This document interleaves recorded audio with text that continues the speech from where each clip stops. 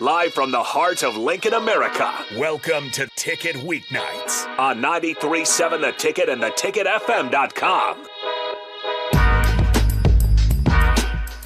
Hello and welcome in. This is 93.7 The Ticket. Austin Oerman and Nick Sehnert hanging out with you. We hope everyone is having a safe, a happy, and a healthy Christmas holiday. With the official announcement of when this is airing unclear, we're just going to sit down, talk some Husker basketball and some Husker football over the course of the next 2 hours. Again, appreciate everyone chiming in over their Christmas break. Hope you have one. Hope we're able to enjoy this time with your family, with your friends, and whoever else is special to you in your life. I'm Austin, he's Nick, and away we go, Nick. Let's start out with the still undefeated Nebraska men's basketball team sitting at 12-0. They are 2-0 in Big Ten play. One of the few remaining undefeated teams in the country. We're going to talk about the ceiling of this team, Nick, both in the regular season and the postseason. I do think it's fair to start here in the regular season.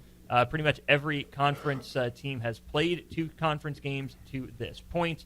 In fact, that is true. You have 5 undefeated teams so far in Big Ten play: Michigan, Nebraska, Michigan State, Purdue, and UCLA. You have 5 winless teams: Penn State, Northwestern, Maryland, Oregon, and Rutgers, which leaves you 8 teams sitting in the middle of the Big Ten with a 1-1 record. So Nebraska, one of 5 undefeateds in the Big Ten at this point, Nick. Obviously, the most recent game for the Huskers was an uncomfortable 23-point win over North Dakota, where you saw all the flaws, but also all the strengths, I think, of Nebraska on display.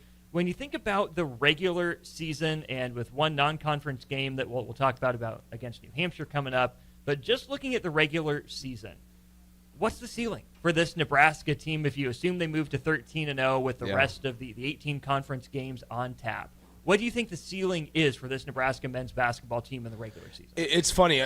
First off, how nice is it to be at the top half, right? Woo. Like, Nebraska has most of the time been maybe 1-1 in this case, right? But how nice is it to be at the top half of the standings, although it's early. And I think this is a really interesting conversation just because this is unfamiliar territory for Nebraska, and as we continue to move on through Nebraska's season, it is even more unfamiliar territory for Nebraska. But with that being said, I think, Austin, me and Bach a couple of weeks ago, maybe close to a month ago, it was before the Wisconsin game, so not quite.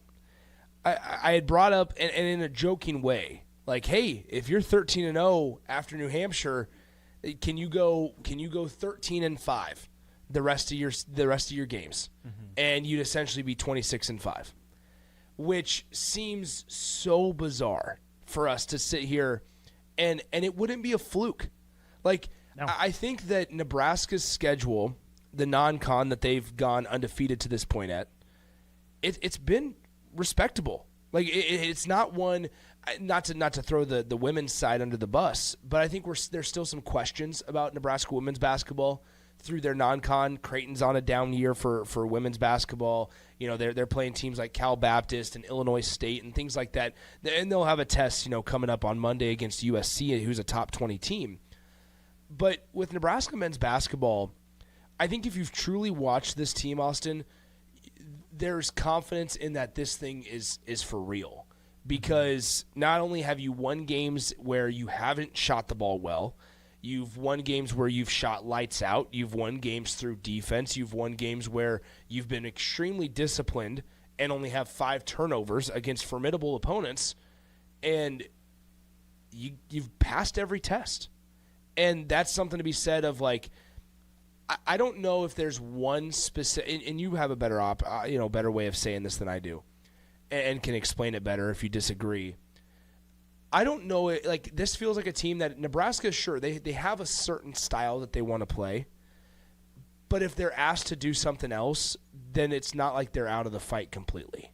And that's not necessarily been the case for Nebraska in the past. I think that's pretty well illustrated, actually, by the North Dakota game. I agree. Where Fred Hoiberg talked after the game about how the adjustment they made at halftime was putting Rink Mass more in the screening action and Bear Capel-Eaton more in the playmaker role. That's not necessarily how Nebraska wants to play, but they showed that they were able to do it. I will give Fred Hoiberg, his staff, and his players credit for this as well, Nick. They know who they are, and they're going to continue to play that way. Even against a team like North Dakota, they made one small stylistic adjustment in terms of position switch, but they didn't scrap the game plan. Yeah. Someone tweeted out, and I replied to it with a quote tweet at halftime of the game. Man, I'd really like to see Nebraska get after it more on the offensive glass, especially against a smaller team. Nebraska didn't necessarily do that intentionally. Yeah. They didn't change their offensive rebounding rules by any sense, but they did use their size advantage a little more. They got back to playing Nebraska basketball, Fred Hoiberg said, in that game, but they didn't scrap the game plan. You just saw better execution, and that's really what I think this team is going to rely on, is going to be just better execution down the stretch. They have a few pieces they can tinker with. They can put a couple different guys in a couple different positions, but this team knows who it is. It knows what it's about. It knows what it wants to accomplish and how it wants to go about accomplishing it. So, yes, Fred Hoiberg can always call a play. They can always try a slightly different lineup combination. Yeah. But I don't think you're going to see this team go all of a sudden from the way it's playing now, controlling tempo, not getting after it on the offensive glass to prevent defensive transition, just to say, oh, we need something different, we need a spark. And isn't that somewhat relieving for Nebraska fans too, to know that they have a team with Nebraska men's basketball that is relying, because it's a strength, on discipline and I don't. Everybody likes to say like the fundamentals, but it's the discipline. Like that's why I'm not as concerned year after year throughout multiple programs in Nebraska athletic department has been where if there is any moment of adversity, it feels like the margin for error is so slim. And it feels like Nebraska almost has to play perfect in whatever sport they're talking about, because I think this can be accurate for football, baseball, men's basketball, whatever it might be. It feels like they have to be perfect. Here, it almost feels like there's a little bit of a larger margin for error, which I think is what everybody tries to strive to find, right? Yeah. But then there's also just this underlying confidence that I personally have, and it's obvious that Fred feels the same way, in that his guys aren't going to let the moment get too big. Now, it's different doing it on a neutral site, which it feels like a home game against Oklahoma, or it's different than playing down at the T-Mobile Center against New Mexico or Kansas State in crunch time. A neutral site that probably felt more like a road. Yes, for Nebraska exactly, right? So they've had kind of that. We're going to find out in these next couple of weeks of when that environment comes on the road. Nebraska's now going into the territory of being the hunted. Yeah. We talk about that with football all the time. It almost is so hard to wrap our minds around it as a basketball team, and as we discuss a basketball program, in that Nebraska's coming to town, and it's a sellout because it's a top 15 matchup. Yeah. That's almost so unfathomable, and that's not a shot against Fred. It's almost a compliment to Fred Hoiberg and his staff, because they've taken this thing so far away from what it was prior to Tim Miles. Because I would say Tim Miles got it started somewhat on the trajectory and never really got across the finish line. But now Fred's taken it to a whole nother level.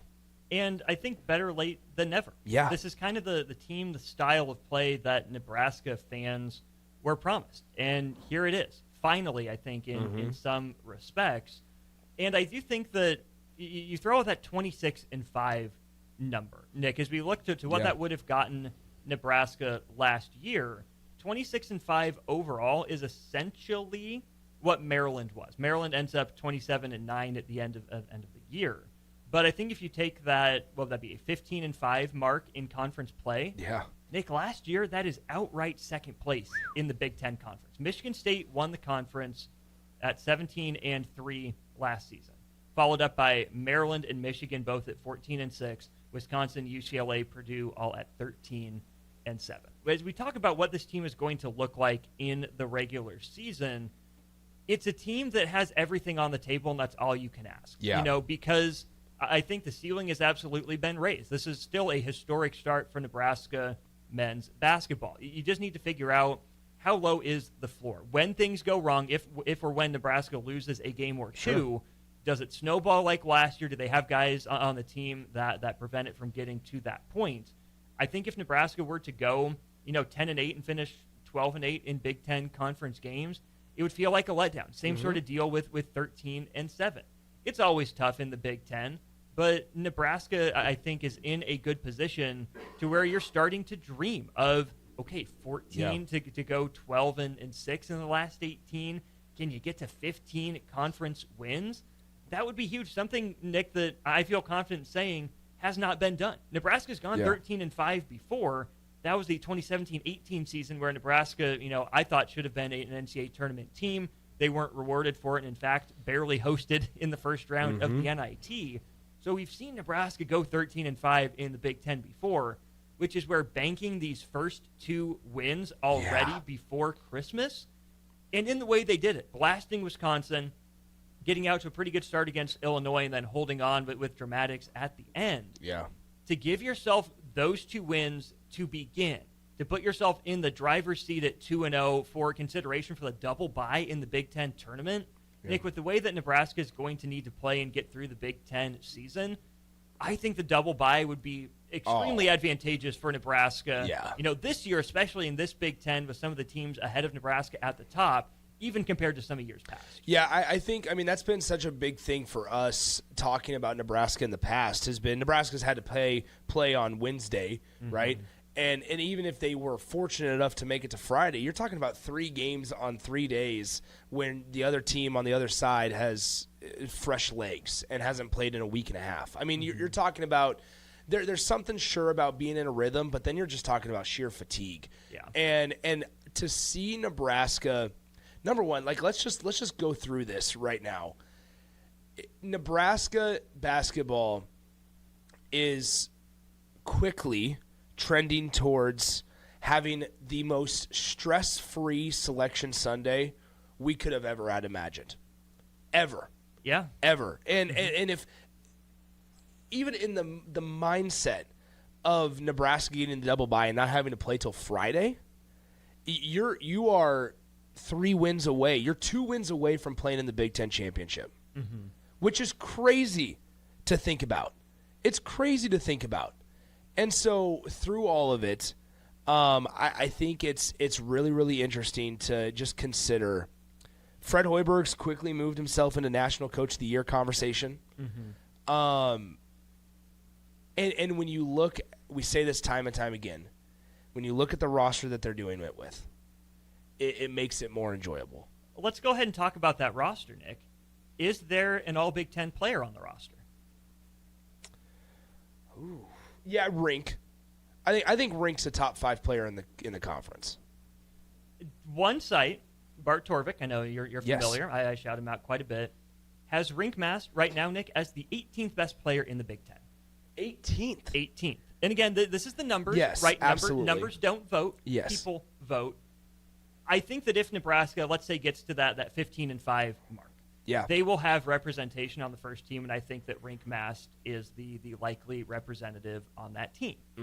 According to Bart Torvik, though, Nebraska's highest-rated player, Bryce Sanford. That's true. Just 2 spots ahead of him at 16, and as we record this and air this, his most recent performance against New Hampshire was not necessarily one to write home about. Scored a couple buckets late in that one.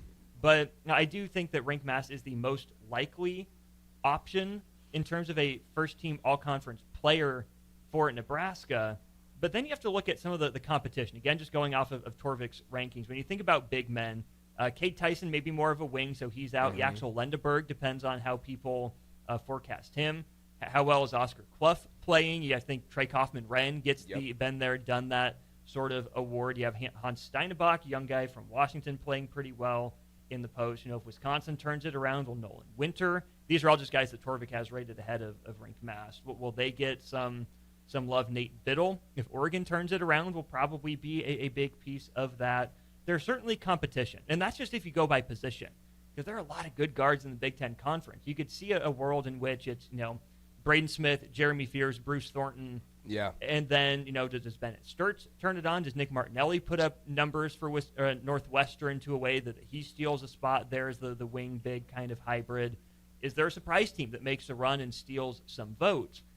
It's more likely than not that Rink Mast is an all-conference player, whether that's first team or second team, especially if Nebraska is able to continue its hot stretch and get to that 15-5 mark. If Nebraska's 15-5, I think Rink gets there.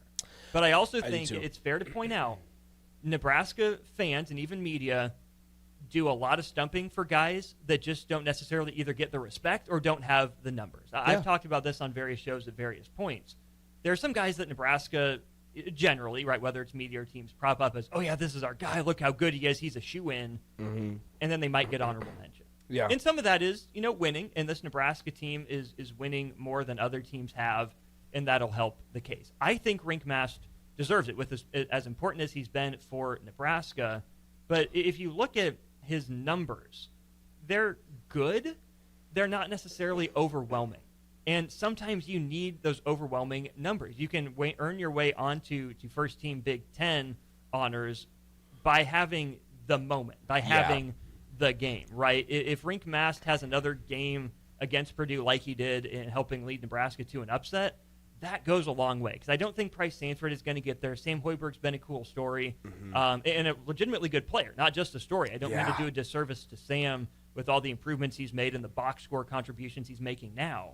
But do you know how many things would have to go right for Nebraska and wrong for the rest of the conference for Sam Hoiberg to earn votes for all Big Ten? Yeah. Maybe down ballot. But to me, it's rink or bust for Nebraska. Maybe Sanford sneaks on to honorable mention if he's more consistent. But to do it with one, maybe all Big Ten player, that's even more of a testament to the system that Fred Hoiberg is running and the buy-in from his players. That's exactly what I was going to say. Don't you feel like if you would have asked Nebraska fans or either one of us a couple of years ago of like, okay, how would you want Nebraska to supplement a roster and to win games? I think every single one of us would sit there and go, yeah, the way they're doing it. And not the way of an Arkansas, right, which is a big one, or big NIL players.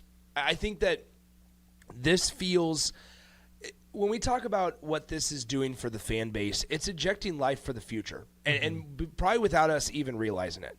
Because, you're going to have to replace a couple of key positions next year, a couple of key guys, most notably Rink.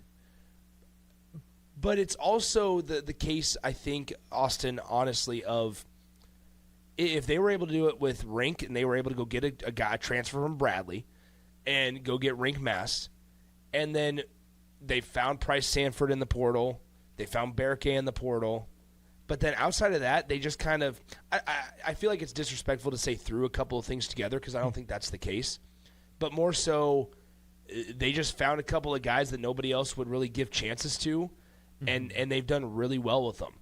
And I think that gives Nebraska fans hope that this could be a thing that stays around for a couple of years at least. Maybe not to the event, maybe not to the volume, right?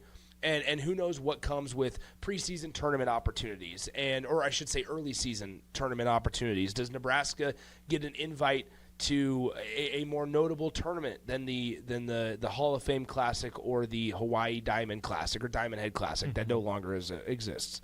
Like, I think that there's a lot of potential in the future that we're not even considering or talking about right now because it does feel sustainable. It feels like the roster makeup and the way that they built this thing feels sustainable, and it's not just hanging on by a thread when one or two guys leave. Yeah, sustainable, I think, is the key word for Nebraska because obviously with Rink Mast gone, you're going to have to find someone to replace him. They like Leo Curtis. Berke Buikenjel can come back for another year, and we'll see what that looks like. But as we look at it this season for Nebraska, Nick, again, Nebraska, one of the 5 teams currently with a 2-0 record in Big Ten play. The other 4 teams, Michigan, Michigan State, Purdue, and UCLA.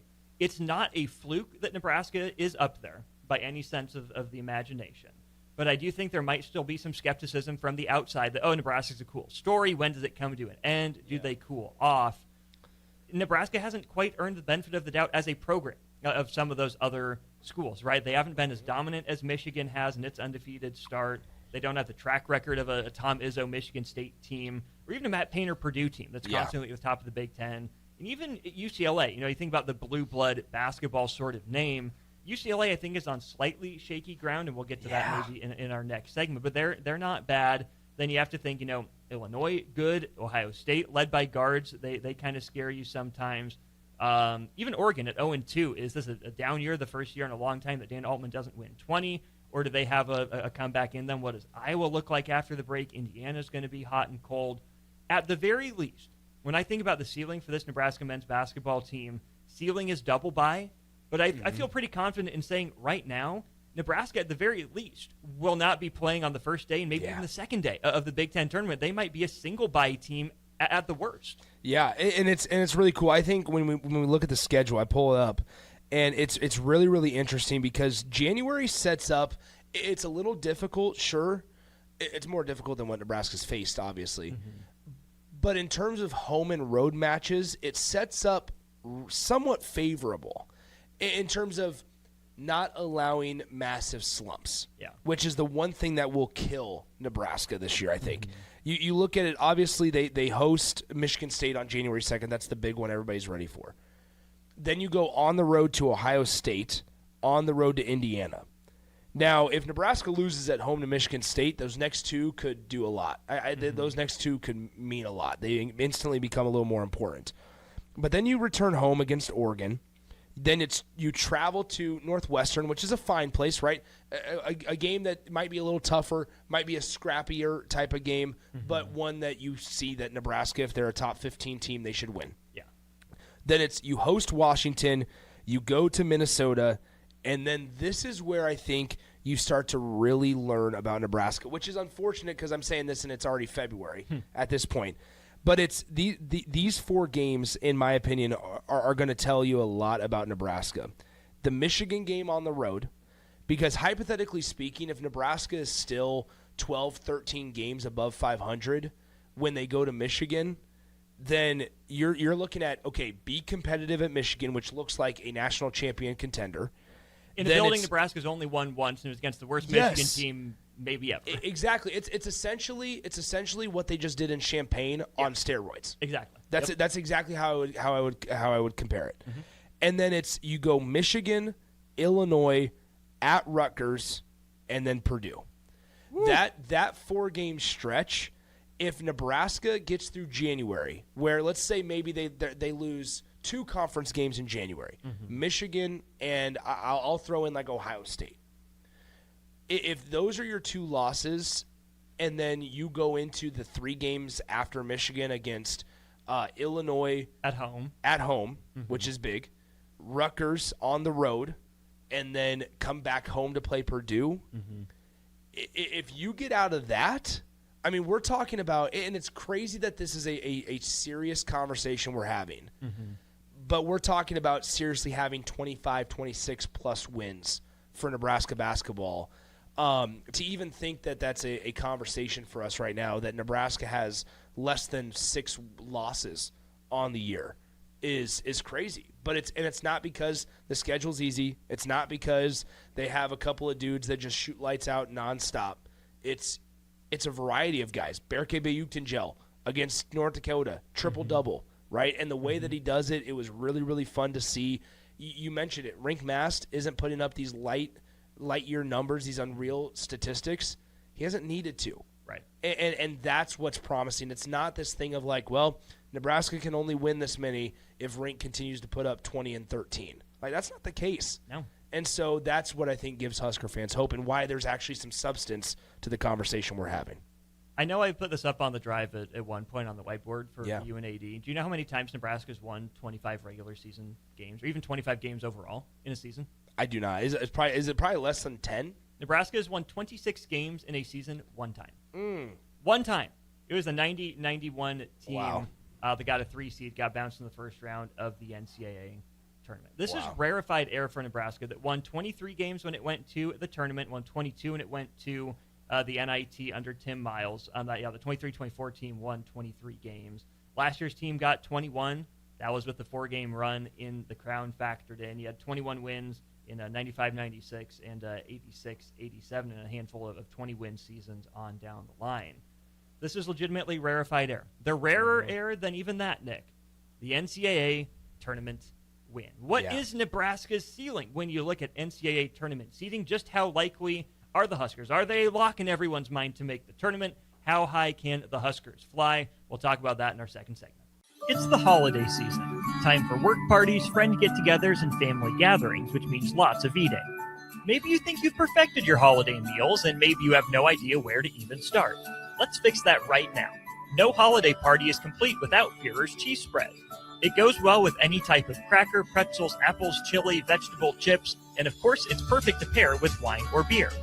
Holiday meals aren't complete until Führer's cheese spread is on the table. Find your own container at your nearest local grocery store today.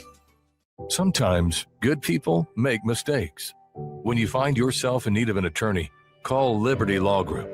The attorneys at Liberty Law Group will defend you in court and protect your freedom to get you the best possible outcome and the justice you deserve.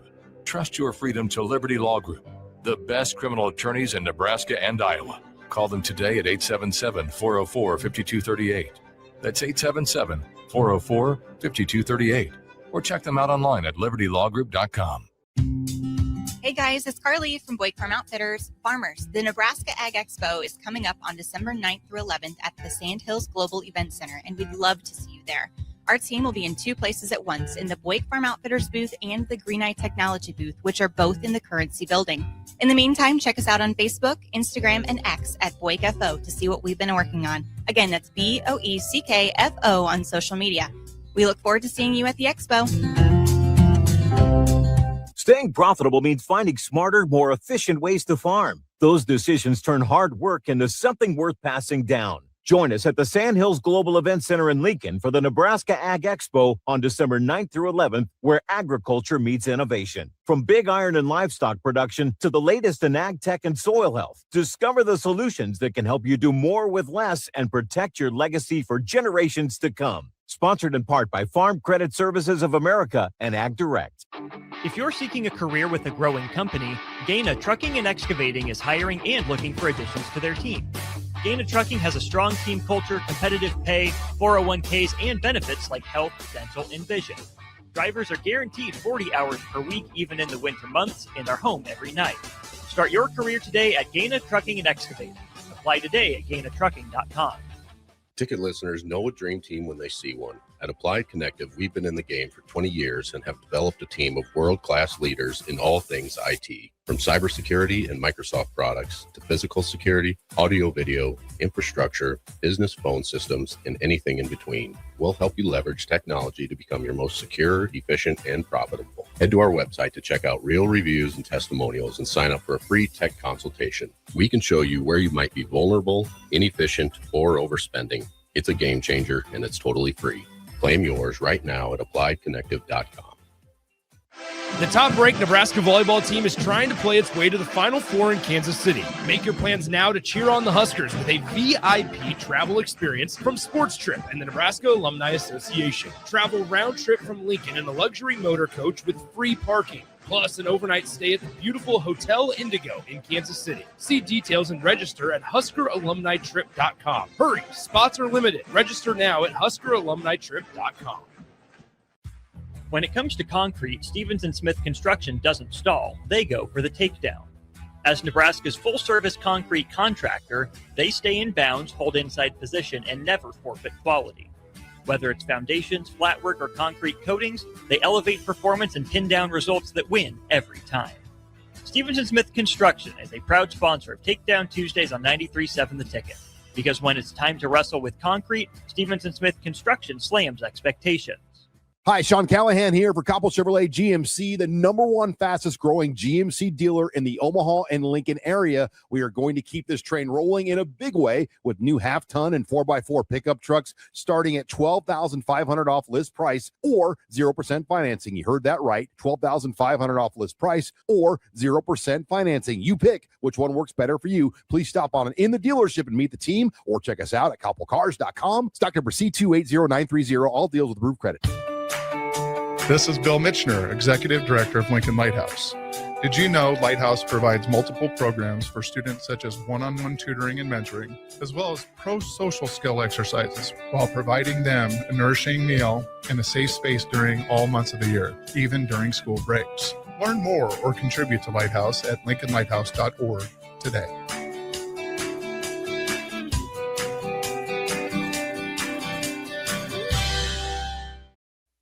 Back to the Ticket Weeknights on 93.7 The Ticket and theticketfm.com.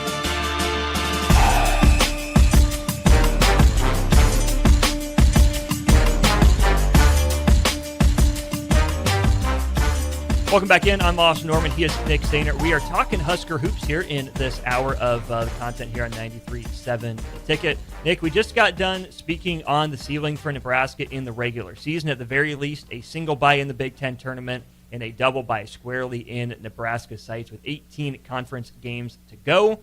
But, of course, we turn a wandering eye not to January, February, but to March, the month that it has eluded Nebraska in terms of sports joy, with no wins in the NCAA tournament. A historic start for Nebraska, still owners of the nation's longest winning streak at 16 games, looking to run it to 17 against New Hampshire here in the near future. But, Nick, as we look at Nebraska's chances to make the NCAA tournament, according to Bart Torvik, Nebraska not a 100% lock. Wow. Nebraska a 99.9% chance No way. to make the tournament. Yes, right now, according to Bart Torvik, that is where Nebraska is at. Michigan, Michigan State, and Purdue are at 100%. Iowa and Illinois at the 98% mark. So Nebraska, the fourth best odds to make the NCAA tournament, just 1/10 of a point away from being a lock. And I think some of that, Nick, is that Nebraska has only played officially one quad one game, the road win over Illinois. Nebraska is 6-0 in quads 2 and 3, and now 5-0 in quad 4. That's maybe what is giving some of these metrics some pause, is that, yes, Nebraska is undefeated. They have a handful of good wins, but not necessarily the shiniest resume. A good one, certainly. Yeah. It's sterling, it's sparkling, but it might not necessarily be gilded like a Michigan resume with the 5 wins by 40-plus points. So just the slightest amount of doubt you could possibly have. But is there any thought in your mind that Nebraska is not a single-digit seed in the NCAA tournament right now? I don't think there can be. I just don't think there can be. And people might be listening to this going, okay, hold on, guys. Now let's just, there's a lot of season left. And that's true. Maybe this is a question I should ask you. How much has to go wrong for Nebraska to not make it? I mean, you're talking injuries. I think that's Okay. really the only way at this point. We've seen who this team is through 12 games of the regular season, through 2 games of Big Ten conference play. I think this team is going to be steadier than last year's team that went on some good runs and certainly had some bad runs, a couple of 5-plus game losing streaks in there. I think this team is able to avoid anything like that. This team will not play itself out of the NCAA tournament. What this team has to do is validate the current resume and continue to add to it. You've seen Nebraska, some places a 7 seed, some places a 5.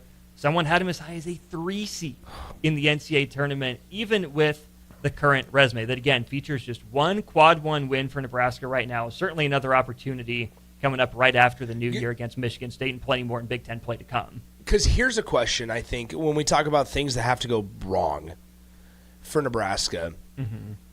They're a top 15 team in the country right now. They might even get up a little higher today. Or, excuse me, they might even be higher than what they were against North Dakota. I think it's interesting because there is also something to be said about just how far are you able to fall. And even if Nebraska finishes, let's just say, hypothetically speaking, 20 wins, 22 wins, which would be disappointing. Yeah. Right? It'd be really disappointing. But would they be able to fall far enough to where they would still be out? I think it'll depend on the wins and the losses. Okay. You're going to have to pick off a couple more solid teams to keep building your case. I think for really a top 5 seed in the NCAA tournament, if you lose some borderline quad 2, quad 3 games, that's not going to reflect well. Yeah. If the bulk of your losses come in quad 1, you can survive that, but you can't just stick with the one quad 1 win on the road at Illinois. You got to bank 2, 3, maybe even 4 quad 1 wins, which will be a tall task, but that means going on the road. That's where the bulk of your quad 1s in the Big Ten will come, because Nebraska doesn't have necessarily the overwhelming home slate. It's hard to say you have a favorable schedule in the Big Ten. Yeah. But, getting Purdue at once and it's at home favorably. Yeah. Take advantage of that opportunity. Same with If you Michigan State. Michigan State, right. Yeah. Single play at home. If you can sweep Illinois and not undo your quad one win with a quad one loss, if you can sweep that season series against a team that's right around where you are in the net, that goes a long way. Nick, one of my favorite tools to play with is Bart Torvik's efficiency profiles, but really resumes. Yeah. It's a really fun tool, and it's a dangerous tool. The best comparison for Nebraska's current resume, I'll get to last because I don't want to be that guy. But you look at Notre Dame in 2017, got an at-large bid and was a 5 seed. Yeah. West Virginia 2015 at-large 5 seed. 2024 Florida at-large 7 seed. 2021 Purdue 4 seed. 2014 Cincinnati 5 seed. Kansas State in 2019 4 seed. 2008 Michigan State 5 seed. 2024 Kentucky got a 3 seed, and then 2019 Wisconsin got a 5 seed, all as at-large teams. The closest comparison, again, this is current for Nebraska and is the end of the season for this other team. Yep. But Nick, right now the closest resume match, according to Bart Torvik, is 2014 UConn. Yes, that 2014 UConn team, led by Shabazz Napier, that won the national championship. I can't make this up. I'm looking at it right now. That is right now the best resume comp for Nebraska, is that 2014 UConn team. Wow. If you weren't dreaming big before, Husker fans. I was gonna say, is the ceiling big enough? Is our ceiling too low? The ceiling is the roof, if you ask Michael Jordan. Man, that's crazy. Yeah, I don't think anybody's expecting Nebraska to win the title. However, that's where I think I personally really start to put it into perspective. Not with that comp, but more so of just how it doesn't seem, and I knock on wood when I say this, it does not seem possible for Nebraska to fall so far in these next 2 months to where they're not in. And for everything that we talked about in the first segment, for everything, like, do we expect Price? I do. Do we expect Price Sanford to get a little more consistent? I personally do. Do we expect Sam to have a drop-off? Not really. Now, the competition's going to be better, so it might not be in as big of – it might not show up on the stat sheet how valuable Sam is. Like, once Sam starts playing Big Ten competition, right, consistently, they're going to be able to find ways to maybe defend him and take his offensive threat out of the game and stuff. So then it's like, okay, can you get 3 more points a game from Rink? Can you get a few more on average from Rink or from why am I blanking on the Tulsa transfer? Jared Garcia. What does Oogie's future look like for Nebraska? That's the big part for me is like, what are those 3 guys able to do collectively for Nebraska? And Jared Garcia is a big, interesting, flashing mark for me. Imagine telling yourself that 2 months ago. Oh, I know. It would have been impossible. Impossible for me to get that. But that's where I'm at. And it's not because Nebraska needs it. It's because, like, hey, to take Nebraska to the next step, if Jared Garcia can provide some valuable minutes consistently off the bench like he's done the last couple of weeks, what does that do how does that transform Nebraska's team? It's different. It really is. As I look at more and more of these numbers, Nick, and what people are saying, or their formulas are saying about Nebraska, all of the teams that have a similar resume to Nebraska or a similar efficiency profile on offense and defense to Nebraska, the highest that I've seen is a 3 seed. Yeah. But Nebraska's only accomplished that once in school history, being that high, and that's not to knock it. It's going to take a lot of really stellar wins for Nebraska to knock on the door of an upper 3 and borderline 2 seed. But even if Nebraska, falls to this point, it would be a fall to a 5 seed or a 6 seed. That's still the best seeds Nebraska's had in the NCAA tournament in a long time. It still, I think, would constitute a wildly successful regular season, because if you want to be a 2 seed or a 1 seed, you're talking 3 or 4, maybe 5 loss territory, depending on who they're to and how much business you take care of in the other games. I think it's fair to expect this team to come back to earth a little bit, but I do think that it's a comfortable single-digit seed, which is where you need to bank those good wins if you can and avoid those bad losses, because we've seen Nebraska as a single-digit seed before in an 8-9. That's a coin flip game. Even the 7-10s and some of the 6-11s, depending on the draw, get a little hairy. If you're Nebraska, I think you're shooting for being one of the upper 5s or lower 4 seeds, which would tell you you're a top 20 team in the country from start to finish. And that's kind of my expectation for where Nebraska could or should end up. Let me ask you this question right now. Will Nebraska finish as a top 25 team in the regular season? Yeah, I think so. Okay. I think so. How about that? Especially if, let's say, they get to 14-6 in the Big Ten. Now, when you and I were at Big Ten Media Days in Chicago a couple months ago, was that even on our radar? That felt like an everything breaks right scenario. Yeah. I think this is a team that, I thought it was going to be interesting. I thought it was going to be bubbly. I thought it had a chance to get some wins early in the season. I didn't see this coming. No. I think they could have been knocking on the door on the top 25 if everything went right. But this is everything going right and more for Nebraska. So, they've made their run. They've reached what feels like their peak right now. Maybe they're still going up. Maybe they're still ascending. Mm-hmm. But this is where I think the comparison to last year's team comes into play, too. Last year's team had some really nice highs. And then the lows were just so low. When you ride the wave and you ultimately come down and settle into where you're comfortable, right, in that I think 4 or 5 seed range, that puts you as a top 20 team in the country, which is a good place to be. Very, very.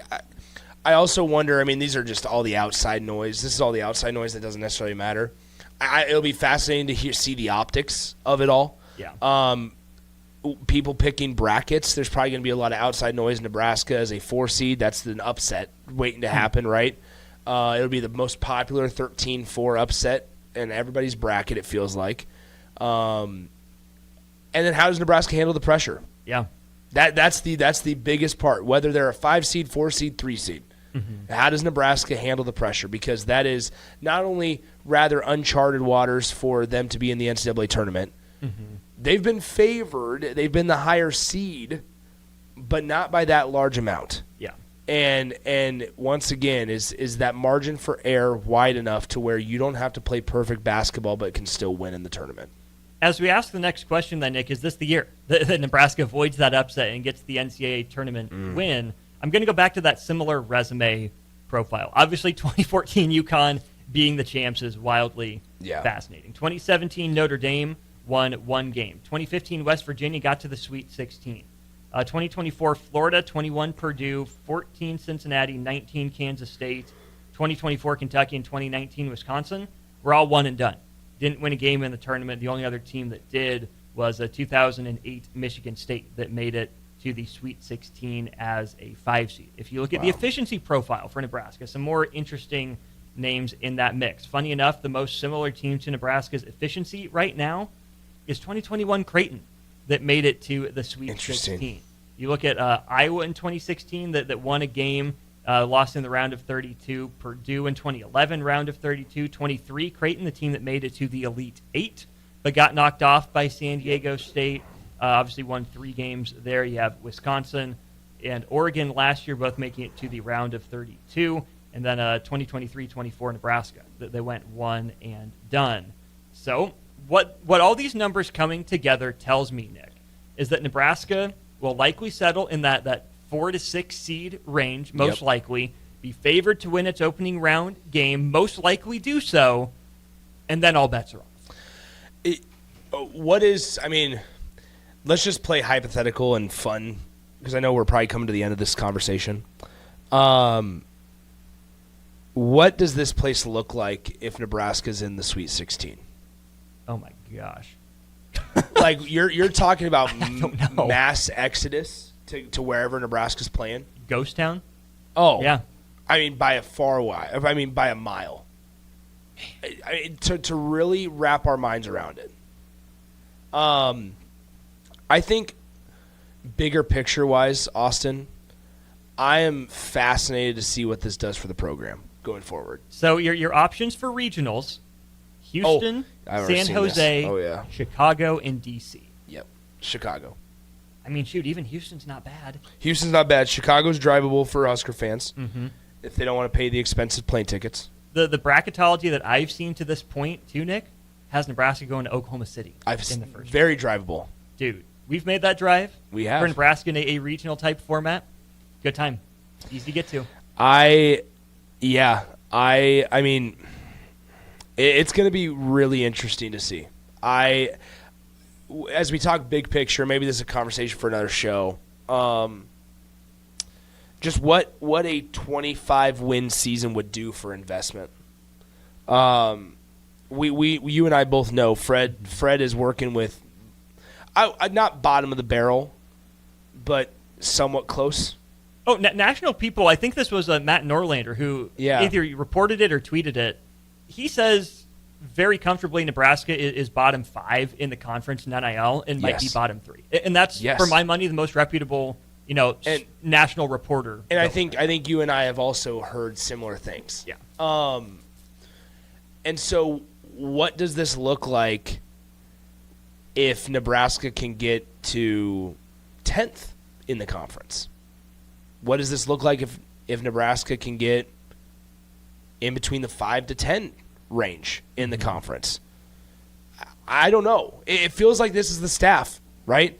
And obviously the departure of Adam Howard last year, and now you bring in that's another piece that we have not talked enough about. Maybe is Pat Monahan from Wyoming, a guy nobody heard about, a guy nobody knew. Mm-hmm. And Fred goes and plucks him from Wyoming, and here he is. And it's just, it feels like it fits. Mm-hmm. And that's what's so easy to cheer for. Let's go ahead and take a break right here. Let's have that conversation. I think this can bridge us into maybe a football conversation as we'll go for a couple hours here. This is 93.7 The Ticket. I'm Austin. He's Nick. We'll finish up this Nebraska men's basketball discussion on the other side. Okay. Yep, sure. Concrete Industries has immediate job openings for precast production laborers and maintenance technicians. Concrete Industries offers great pay, health benefits, 401k, a wellness program, holidays, and paid time off. Apply today to earn a starting pay of $21.50 per hour plus a $1,500 hiring bonus. Concrete Industries is hiring all experience levels and offers on-the-job training. Start your career today as a precast production laborer or maintenance technician. Visit concreteindustries.com. Don't be fooled by the typical holiday ads this year. A new car for your significant other is a dream, but not a likely reality. Why not upgrade the current car you have with a detail? This year's hot item is a gift certificate from Nebraska Auto Detail to make your car look and smell fully refreshed again. We all have clutter and we all make messes, but it doesn't have to stay like that. Give the gift of a clean car this holiday. Buy your certificate at NebraskaAutoDetail.com or call 402-601-5086 for an appointment today. If you're seeking a career with a growing company, Gaina Trucking and Excavating is hiring and looking for additions to their team. Gaina Trucking has a strong team culture, competitive pay, 401ks, and benefits like health, dental, and vision. Drivers are guaranteed 40 hours per week, even in the winter months, and are home every night. Start your career today at Gaina Trucking and Excavating. Apply today at GainaTrucking.com. Ready, set, Ford. Just announced 0% for 66 months with approved credit on all 2025 Ford F-150s at Zollner, Fort Beatrice. Save thousands in finance charges. If your current pickup loan's 4, 5, 6% or more, trade in today and receive 0% for up to 66 months on a brand new 2025 Ford F-150 of your choice at Zollner, Fort Beatrice, Nebraska's volume dealer with the hometown service you expect. At Raising Cane's, we focus on being the best at one thing and getting it right every time. Which is why every chicken finger meal we serve is marinated, hand-battered, cooked to order, and made just for you. Quality isn't complicated, and our menu is proof. Raising Cane's chicken fingers, one love. Skip the line and order with our app or online. This holiday season, bring home a tradition that tastes like celebration. Beatrice Bakery's world-famous fruitcake, baked in the heart of Nebraska with rich, golden batter, real cherries, pineapple, crunchy nuts, and a splash of old-fashioned goodness. It's moist, flavorful, and crafted the same way for generations. It's the fruitcake that turns skeptics into believers. Find Beatrice Bakery Fruitcake online at grandmasbakeshop.com or at your favorite retailer, and make your holidays deliciously unforgettable with the help of Beatrice Bakery's world-famous fruitcake. Are you ready for a new opportunity? Check out Sandhills Global. Join a dynamic team where your skills are valued and your career can soar. We offer full-time positions with a 4.5-day work week, competitive pay, excellent benefits, and a positive work environment. From IT and marketing to sales and finance, we're looking for talented individuals just like you. Apply today at sandhills.jobs and take the first step towards an exciting future. That's sandhills.jobs. Don't wait, apply now. Bagels and Joe is the perfect place for breakfast or lunch in December. Try one of their delicious breakfast sandwiches or grilled breakfast burritos.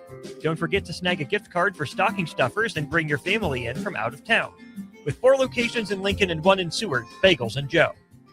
At Fairway Meat Market, you're family, and as part of the family, they want to save you money on your meat and groceries. Now through December 14th, enjoy USDA Choice 8-ounce New York strips, $6.99 each, 85% lean ground beef, $4.98 per pound, all natural boneless chicken breasts, $2.48 per pound, and holiday gift boxes are available for $50. That's all at Fairway Meat Market in the Rockledge Square Shopping Center, just south of 84th and Van Dorn. Rashawn Jackson here for Bauer Infrastructure, a veteran-owned local company proudly serving Lincoln, Lancaster County, and the surrounding areas. Bauer provides quality work at an affordable price, and they're growing rapidly. If you want to experience a career with a fast-paced, family-friendly environment, visit BauerInfrastructure.com. They have top-of-the-line benefits, year-round work, even through the winter. Bauer, usher in the new era of infrastructure to an area near you. And as always, go Big Red! Hungry for something real? Come to HF Crave, Lincoln's favorite spot for burgers that are anything but basic. Locally sourced Nebraska beef, hand-cut fries, and bold flavors that'll make your taste buds cheer. Whether you're craving the classics or ready to try something wild, they've got the burger that gets you. HF Crave. Fresh, local, craveable. Find them at 48th and Holdridge or order online at hfcrave.com. For remote starters, audio upgrades, and more, there's only one place to go. Auto Sounds of Lincoln at 48th and O. Back to the Ticket weeknights on 93.7 The Ticket and theticketfm.com.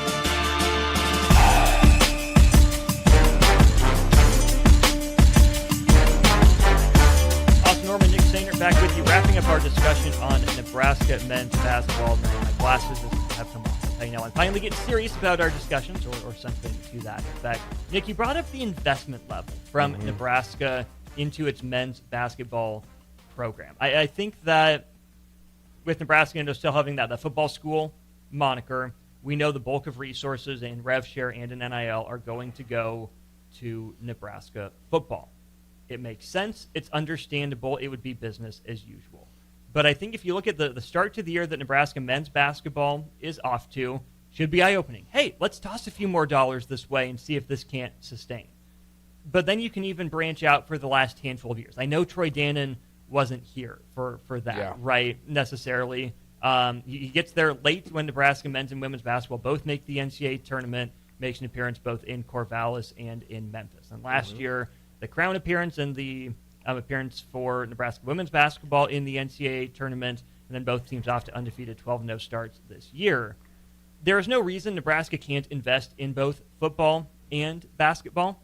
Other places have done it. Nebraska doesn't need to be the football only, this is the golden goose that we have to make sure we pamper and get every resource. Because I do think that sometimes, as nice as the carrot is, you need the stick. You're not going to yank resources from football, but Nebraska men's basketball has shown that upward trajectory. Even last year when they take a step back from the NCAA tournament, it was still back-to-back postseasons, which hadn't been done at Nebraska for far too long. I still think Nebraska men's basketball is on that upward trajectory, and any additional money that they get can help keep that trajectory pointed up and maintain a higher floor, and then eventually continue to raise the ceiling. I'm not saying disregard football, strip it from all its resources. That will never happen. But Fred Hoiberg, his staff, his players have done enough to warrant at least middle-of-the-road NIL and rev share investment in the Big Ten over the course of the next 5 years. And once again, this isn't a flash in the pan. No. Like, that's I think, the big thing. It's not it. I would understand if the reaction to this season was, okay, show us more. If Nebraska had won 12 games last year and this feels like just a flash in the pan, they got a big-time transfer. No, Nebraska's quickly trending towards their third consecutive 20-plus win season. Yeah. And for a place that has very little basketball history, and the fan investment is there. Fans last night, Sunday against North Dakota, Pinnacle Bank Arena was full. Yeah, against North Dakota, and on the 30th, we'll see what it looks like traveling wise and stuff. But I mean, New Hampshire, these are not massive draws. No, but the people are still coming out, and the people are still spending money for tickets. I think in all of this, Troy Dannon's the wild card. And wild card a lot of times might have a negative attachment to it. I don't necessarily mean that. We just don't know much about him yet. And I've said this a couple of times throughout the last couple of months as we've talked big picture with football, with the whole Matt Rule situation. If he was a candidate for Penn State, what's Troy Dannon going to do? We're still out. We're still learning what Troy Dannon does. Don't get it twisted that Troy Dannon was brought in for a football hire. Yeah. But at a place like Nebraska, one thing, and this is going to maybe ruffle some feathers, Trev did a very, very good job of making all the other sports feel like a priority as well. And I think at a place like Nebraska, especially when football is on a down slope, or not on a down slope, they're making progress, but when they're at least not nationally competitive like other programs are, it is important to show a place like Nebraska and the fan base that Nebraska has that, hey, these other sports matter too. Well, it's that they matter, but it's also good incentive for those other coaches. You're not an afterthought. There's an incentive for you to change, to grow, and to continue to push the envelope in your sport. If there's no reward for good work being done, you lose the incentive to work hard. No matter what it is, any day job, any sport, if you're going to work hard for the same benefit as ever and not get rewarded for improvement, what's the point? Here's the other piece of it that maybe this just came into my mind, and so if this is a bad take, Austin, tell me to shut up. I'm more than happy to do that. But with Fred Hoiberg specifically, how fortunate are we as Nebraska basketball fans that we don't have to worry about him leaving and taking another job? In 9 times out of 10, at a place like Nebraska for Nebraska basketball, if a coach is having the type of season that Fred is having, he's probably on lists to potentially be hired elsewhere. When you talk about, I think about a guy, for some reason, the guy of the age of TJ Otzelberger came to my mind. Yeah. And I'm a big Otz guy. But let's just say, hypothetically speaking, Otzelberger came. Where did he go to Iowa State from? South Dakota State. South Dakota State, which actually fits well into this hypothetical scenario. He leaves South Dakota State, comes to Nebraska, 3 consecutive 20-win seasons.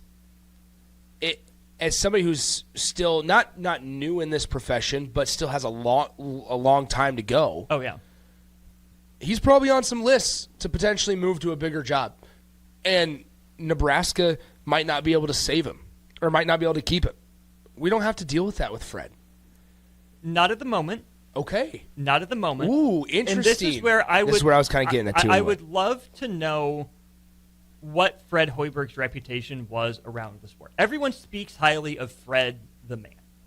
I've never heard anyone say a cross word about Fred Hoiberg the person. I think there's been a lot of respect for his basketball acumen. But I do wonder how many questions there were across the country of, does he still have it? Yeah. Did the game pass him by? Not in the schematic way, right? We know Fred can draw it up, but man, if everyone else is using the transfer portal and that was his big advantage. How much does he like recruiting? Right. Those are all legitimate and fair questions to ask. Because I think that Fred Hoiberg, in the minds of just maybe some more casual basketball ladies, right, that are at schools maybe like Nebraska, football first, biggest money earner, but you need to, not completely shirk your basketball responsibilities.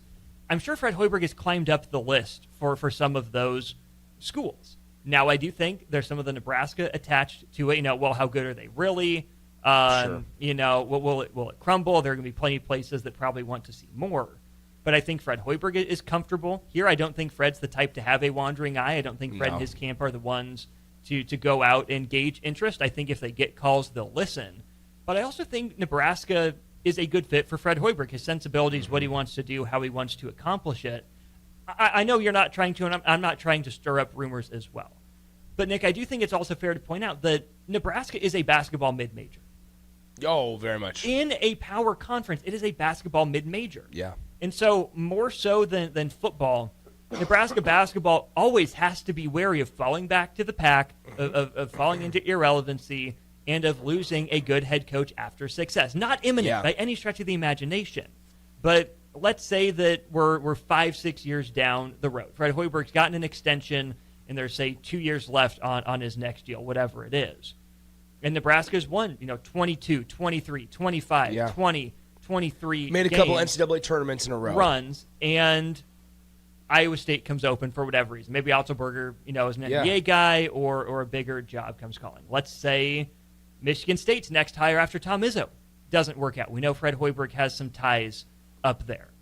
I'm not saying Fred Hoiberg would leave. I think he'd be silly not to listen. But the joyful part is, and we can end on this before we turn our attention to Nebraska football in the bowl game, is, Nick, that Nebraska basketball is relevant with a coach that enjoys being here, coaching a style he enjoys, with players he enjoys, that the fan base can rally behind. And to bring us back full circle to where the segment started, that the athletic department needs to realize has some staying power and cannot afford to let slip because all the focus is on North Stadium instead of the ball. I absolutely agree. And you like this is everything Husker fans and just fans across college athletics are clamoring for. Yeah. Show us with little investment that you can do something. Mm-hmm. Fred's done that. So now it's time to give him some. Mm-hmm. That's where I'm at. Is like, hey, okay, you know what, Fred? For the last 3 years and through a coaching change or staff change and stuff like that, you have shown the ability to kind of steady the ship and also still build. Mm-hmm. And now it's like, okay, this is everything that Husker fans have wanted, right? In terms of they want a coach that with the amount that's given, whether that's little or big, the amount that's given, that they do something with it. And maybe go above and beyond expectations with it. Which Nebraska, I think, did in 23-24. I agree. Probably met expectations for investment last year and is soaring far beyond them today. Yes, finished on a high note last year, and then was able to now this year. When we talk about replacing guys like Bryce and Juwan, as well, like that's an angle we haven't even talked about. Right. And it just is like, well, you had to move on from one of the best jump shots that you've had in the last decade. Would I be wrong on that? Bryce Williams is a top 7 player of the last 15 years for Nebraska, Okay, probably cool. top 5. Okay, cool. So you had to replace that, and now you're having one of your best starts in school history. Mm-hmm. And so it's just once again, like I think the way that Husker fans are and the way that donors are, they are happier than ever to give you stuff that you need and want when there's success. Yeah. But if you continuously ask for it and you're not providing results, I also think that there's something very notable. Fred does a lot of the fundraising himself. Yeah. Like let's He's not recruiting donors more than players. Yes. And Fred is very well respected in those offices. And so now it's just time for them to start, giving some of that back to him. Can the same conversation be had for football? That's where we'll turn our attention in our next hour. Number 13, Nebraska hosting New Hampshire on December the 30th before Michigan State comes to town on January 2nd. Sandwiched in between that, Nebraska football's trip to Las Vegas, Allegiant Stadium, for the Las Vegas Bowl coming up on New Year's Eve. He's Nick Sehnert. I'm Austin Oerman. We'll talk about that bowl game and some big picture Nebraska football headlines next on The Ticket. It's the holiday season. Time for work parties, friend get-togethers, and family gatherings, which means lots of eating. Maybe you think you've perfected your holiday meals, and maybe you have no idea where to even start. Let's fix that right now. No holiday party is complete without Führer's cheese spread. It goes well with any type of cracker, pretzels, apples, chili, vegetable, chips, and of course, it's perfect to pair with wine or beer. Holiday meals aren't complete until Führer's cheese spread is on the table. Find your own container at your nearest local grocery store today. Sometimes good people make mistakes. When you find yourself in need of an attorney, call Liberty Law Group. The attorneys at Liberty Law Group will defend you in court and protect your freedom to get you the best possible outcome and the justice you deserve. Trust your freedom to Liberty Law Group, the best criminal attorneys in Nebraska and Iowa. Call them today at 877-404-5238. That's 877-404-5238. Or check them out online at libertylawgroup.com. Hey guys, it's Carly from Boyd Farm Outfitters. Farmers, the Nebraska Ag Expo is coming up on December 9th through 11th at the Sandhills Global Event Center, and we'd love to see you there. Our team will be in two places at once, in the Boyd Farm Outfitters booth and the Green Eye Technology booth, which are both in the Currency building. In the meantime, check us out on Facebook, Instagram, and X at BoydFO to see what we've been working on. Again, that's BOECKFO on social media. We look forward to seeing you at the Expo. Staying profitable means finding smarter, more efficient ways to farm. Those decisions turn hard work into something worth passing down. Join us at the Sandhills Global Event Center in Lincoln for the Nebraska Ag Expo on December 9th through 11th, where agriculture meets innovation. From big iron and livestock production to the latest in ag tech and soil health, discover the solutions that can help you do more with less and protect your legacy for generations to come. Sponsored in part by Farm Credit Services of America and Ag Direct. If you're seeking a career with a growing company, Gaina Trucking and Excavating is hiring and looking for additions to their team. Gaina Trucking has a strong team culture, competitive pay, 401ks, and benefits like health, dental, and vision. Drivers are guaranteed 40 hours per week, even in the winter months, and are home every night. Start your career today at Gaina Trucking and Excavating. Apply today at GainaTrucking.com. Ticket listeners know a dream team when they see one. At Applied Connective, we've been in the game for 20 years and have developed a team of world-class leaders in all things IT. From cybersecurity and Microsoft products to physical security, audio-video, infrastructure, business phone systems, and anything in between. We'll help you leverage technology to become your most secure, efficient, and profitable. Head to our website to check out real reviews and testimonials and sign up for a free tech consultation. We can show you where you might be vulnerable, inefficient, or overspending. It's a game changer, and it's totally free. Claim yours right now at appliedconnective.com. The top-ranked Nebraska volleyball team is trying to play its way to the Final Four in Kansas City. Make your plans now to cheer on the Huskers with a VIP travel experience from Sports Trip and the Nebraska Alumni Association. Travel round trip from Lincoln in a luxury motor coach with free parking, plus an overnight stay at the beautiful Hotel Indigo in Kansas City. See details and register at HuskerAlumniTrip.com. Hurry, spots are limited. Register now at HuskerAlumniTrip.com. When it comes to concrete, Stevens & Smith Construction doesn't stall. They go for the takedown. As Nebraska's full-service concrete contractor, they stay in bounds, hold inside position, and never forfeit quality. Whether it's foundations, flatwork, or concrete coatings, they elevate performance and pin down results that win every time. Stevens & Smith Construction is a proud sponsor of Takedown Tuesdays on 93.7 The Ticket. Because when it's time to wrestle with concrete, Stevens & Smith Construction slams expectations.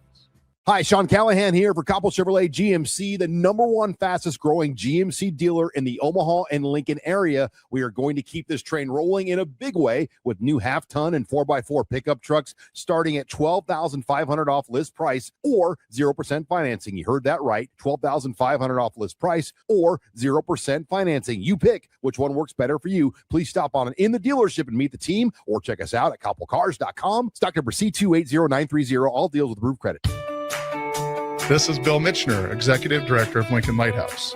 Did you know Lighthouse provides multiple programs for students such as one-on-one tutoring and mentoring, as well as pro-social skill exercises, while providing them a nourishing meal and a safe space during all months of the year, even during school breaks? Learn more or contribute to Lighthouse at lincolnlighthouse.org today.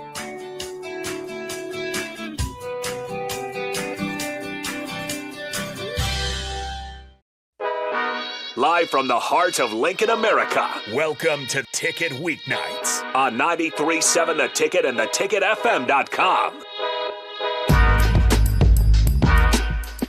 Welcome back in. It is 93.7 The Ticket, a special edition day after Christmas action. Is so much to talk about, so much to get into as we First hour, Husker Hoops conversation, and second hour, I think it works perfect into the segue for Nebraska football, where Nebraska football gets ready on Wednesday of next week to travel to Vegas and face off against a Utah team that there's a lot of storylines. There's a lot of storylines around Nebraska that Austin and I will talk about. There's a lot of storylines around Utah that we certainly need to discuss at some point. Most notably, Kyle Whittingham, his last game as the Utah Utes head coach, over 20 seasons of success out in Utah, all coming to an end next Wednesday. Nebraska football will fly out today, the 26th, and stay there for a couple of days. Myself, Jake Sorensen, and DP will be out there. We fly out Tuesday. We'll fly back Thursday and be back on the air ahead of Nebraska, Michigan State on Friday. So a busy couple of days, couple of weeks coming up in the foreseeable future. Once again, Nick Sehnert, Austin Oerman with you as we continue this special edition of 93.7 The Ticket coverage. Hope you guys all had a wonderful Christmas season. And now it's time we turn our attention. Things get real as the calendar gets ready to turn over. Let's talk Husker football, Austin Oerman, as we just got done talking about the investment that Nebraska basketball has. Matt Rule said something earlier in one of his earlier press conferences about a week and a half ago. And he basically said, and this is one of the things that's rubbed me the wrong way. I will admit that. And it's been a weird vibe around Nebraska football. Maybe that's a good place to start instead.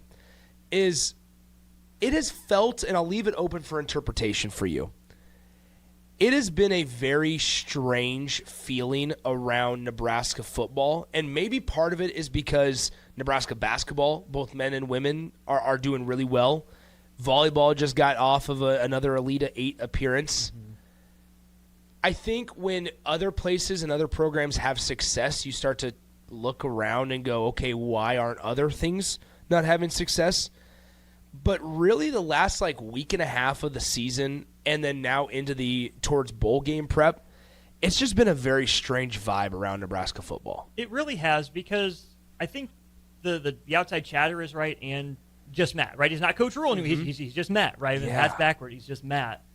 And I think that's part of the problem, is that Matt Rule does have at least a leg to stand on when he says, yeah, things are better, right? Yeah. Regular season record has been better year over year, from year 1 to 2 and then 2 to 3.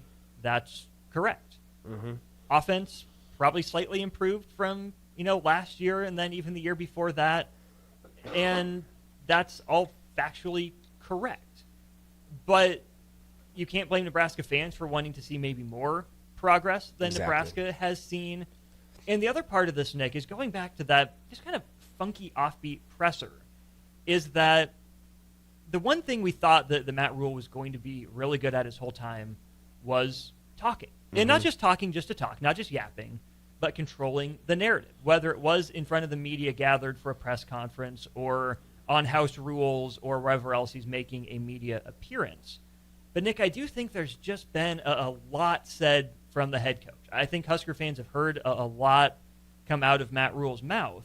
Some of it's come true, some of it is projection, and some of it's just part of the deal of being the head coach.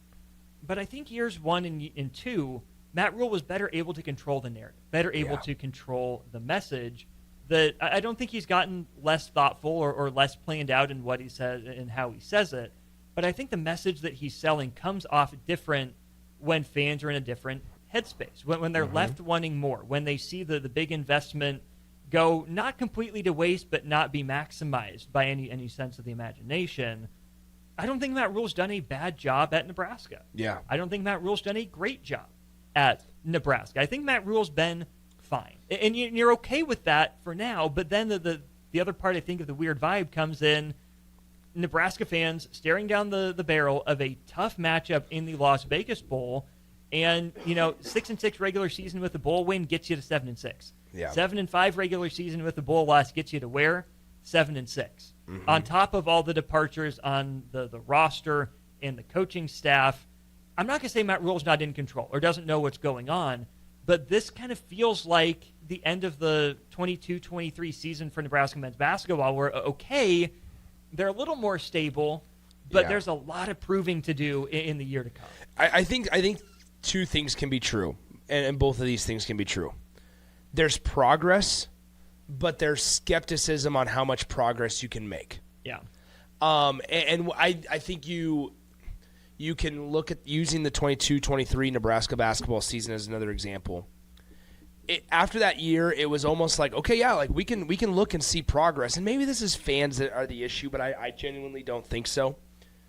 Of like it feeling, yeah, okay, there's progress, and everybody loves to say that word. They're better. They're better. But does it feel like they can get that much better than again next year? And I think that's where we're at for Nebraska football. Is we look at this thing, and we are happy to admit, I'm happy to admit, yeah, Nebraska's made 2 consecutive bowl games.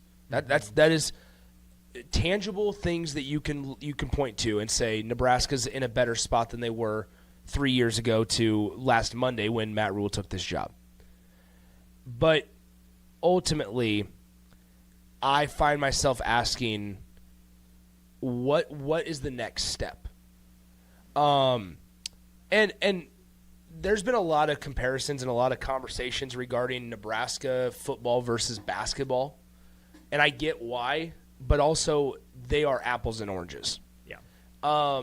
Strictly because you look at, in all honesty, Matt Rule said earlier a couple weeks ago that I'm trying to do something along the lines of I'm trying to do the same thing Fred's done. Fred Hoiberg has a sliver of the resources, investment, and frankly, just sheer money that you have. Mm-hmm. And I felt like that was a little disrespectful to Fred. In a way, yeah. Because if I'm Fred, if I'm Fred, and they're not doing this because all signs are that everybody gets along. But if I'm Fred Hoiberg, I'm sitting there thinking to myself, "What are you talking about? Oh, this isn't Nebraska football is not Nebraska basketball. Nebraska football hasn't won a single bowl game. Nebraska football has multiple national titles. Nebraska football has all the history in the world." Mm-hmm. This is nothing like Nebraska basketball. Now, maybe Matt Rule, and I would assume that this is the case, he meant it on a very surface level thing, mm-hmm. to where he's trying to do a slow build, and you just got to give him time. Well, if Matt Rule wants to learn from Fred Hoiberg, Nick, I think there are a couple different lessons he can take away. Number one is be known for something. Yeah. Identity. It's a buzzword, but it means something. Let me ask you, what is Matt Rule known for? What is the identity of a Matt Rule program, and what's the identity of Nebraska football under Matt Rule? We thought it was development, right? That's the exact word that I come back to. Development. Is 80% of Nebraska's roster homegrown, developed talent? Not right now. No. A lot of mercenaries, a lot of transfer portal, which is fine. Do we see fine. it getting to that point, though? That's where I'm headed next, because the other point, the second point that Matt Rule, I think, should take away from Fred Hoiberg is the value of a reset. Mm-hmm. Not a rebuild, not punting on a year. But think about, again, very surface level, Fred Hoiberg, the overview, big picture changes he made on the staff, on the philosophy, without abandoning the identity. If Matt Rule wants to hold a developmental program in high esteem and become that, okay, that's fine. That's wonderful. That's admirable. But let's see some signs of progress in terms of the development, right? Going into year 4, if you're a developmental program, you should have guys that are primarily your guys, your recruits that you went out and you made better from the time they set foot on campus when they were, snot-nosed freshmen to, redshirt juniors, maybe some seniors or some sophomores after injuries, what have you. Which is why I think this 2026 season is the perfect opportunity and maybe the last opportunity Matt Rule can have to assess what his program is good at and where the shortcomings are. This is a year where if you're going into year 4 and you like the young talent you have on your team, okay, let it rip. Prove that you are a developmental program and people can write you off like they did with basketball. Oh, they'll finish toward the bottom. They didn't do much in the transfer portal. They're breaking in a new starting quarterback. Whatever Nebraska accomplishes this year is great. They ought to make a bowl game because Nebraska can't be out of a bowl game again. But if the developmental processes are as good as Matt Rule thinks they are and they're in place, then okay, you take your swings against an incredibly difficult schedule. You win more games than people let on, and you set yourself up for a bright 2027. But if you don't take this chance now to take a look at what you're doing, to figure out if it's working or not, right after you sign an extension, when people are on edge but understand that no matter how this next season goes, Matt Rule is not going anywhere, you might never get this chance again, at which point you might still be stuck on the wheel of mediocrity at 6-6 to maybe 9-3, and that's not going to be good enough for Husker fans either. I think Husker fans would much rather bite the bullet to see if it's working and give Matt Rule the runway to say, okay, here's what we like about what we're doing, here's what needs to change this year, as opposed to if you try to have this conversation again in 28 or 29, it's not going to go over well. Well, I think honestly, the answer to the runway piece of it, you've already given him you've already answered the question of whether or not you're going to give him the runway. Like, Matt Rule is going to be the head coach unless Nebraska goes 0-12 next year. Yeah, I mean, like that's just the case, and I think that's a big part of maybe some of the decisions to move on from certain guys is, okay, you know what? I have the runway now. I don't feel like I have to be tied to some people. And that's just, let's just go from there. I am in full agreement with you in figure out what you want to be and fully dive in. You cannot do this, and I'm not necessarily worried about this happening just yet. 2026 is going to be a very heavy transfer portal class. 2027 is going to be a very, very high school recruiting class. You do not want to alternate. Like, if that's your mentality, if that's your idea of, hey, let's go ahead and just make it to where every other year we have to hit the portal hard, that is ridiculous. Be a good coach. Yeah. Like, go be coaches. And build the team that you need. Exactly. This is, again, where I go to the basketball comparison. Fred Hoiberg knew what he was good at coaching. Yeah. And went out and got it. And I get it, Matt Rule, CEO, coach, hands off, trust my coaches, development. I'm not so sure anymore. You're rocking the Matt Rule look. Are you about to be Nebraska's second defensive line coach? I just think, I got to move that around now. But anyways, I think you're spot on. Except that I don't think Nebraska needs to make 26 a big transfer portal year.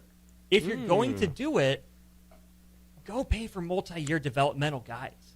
Interesting. Do the under-the-radar thing, right? Dane Key, good addition, maybe not worth the money necessarily. Rocco Spindler, good. Good investment. But this is where, when I think about a reset, you can also reset the books a little bit. When you talk about investment, what fans and donors are willing to give to this program, the return on investment has not been consistent. I think if you take this opportunity to control the narrative, control the message of we will dip into the transfer portal, but only for multi-year guys, in special cases 1-year guys that we can go get but not overpay for, this is the opportunity to prove that you are a developmental program, that you're making inroads that way, that you will supplement the small high school class you have this year with essentially, second chance guys, or maybe some step up guys from FCS, or step down guys from Power 5 programs that are still a year away.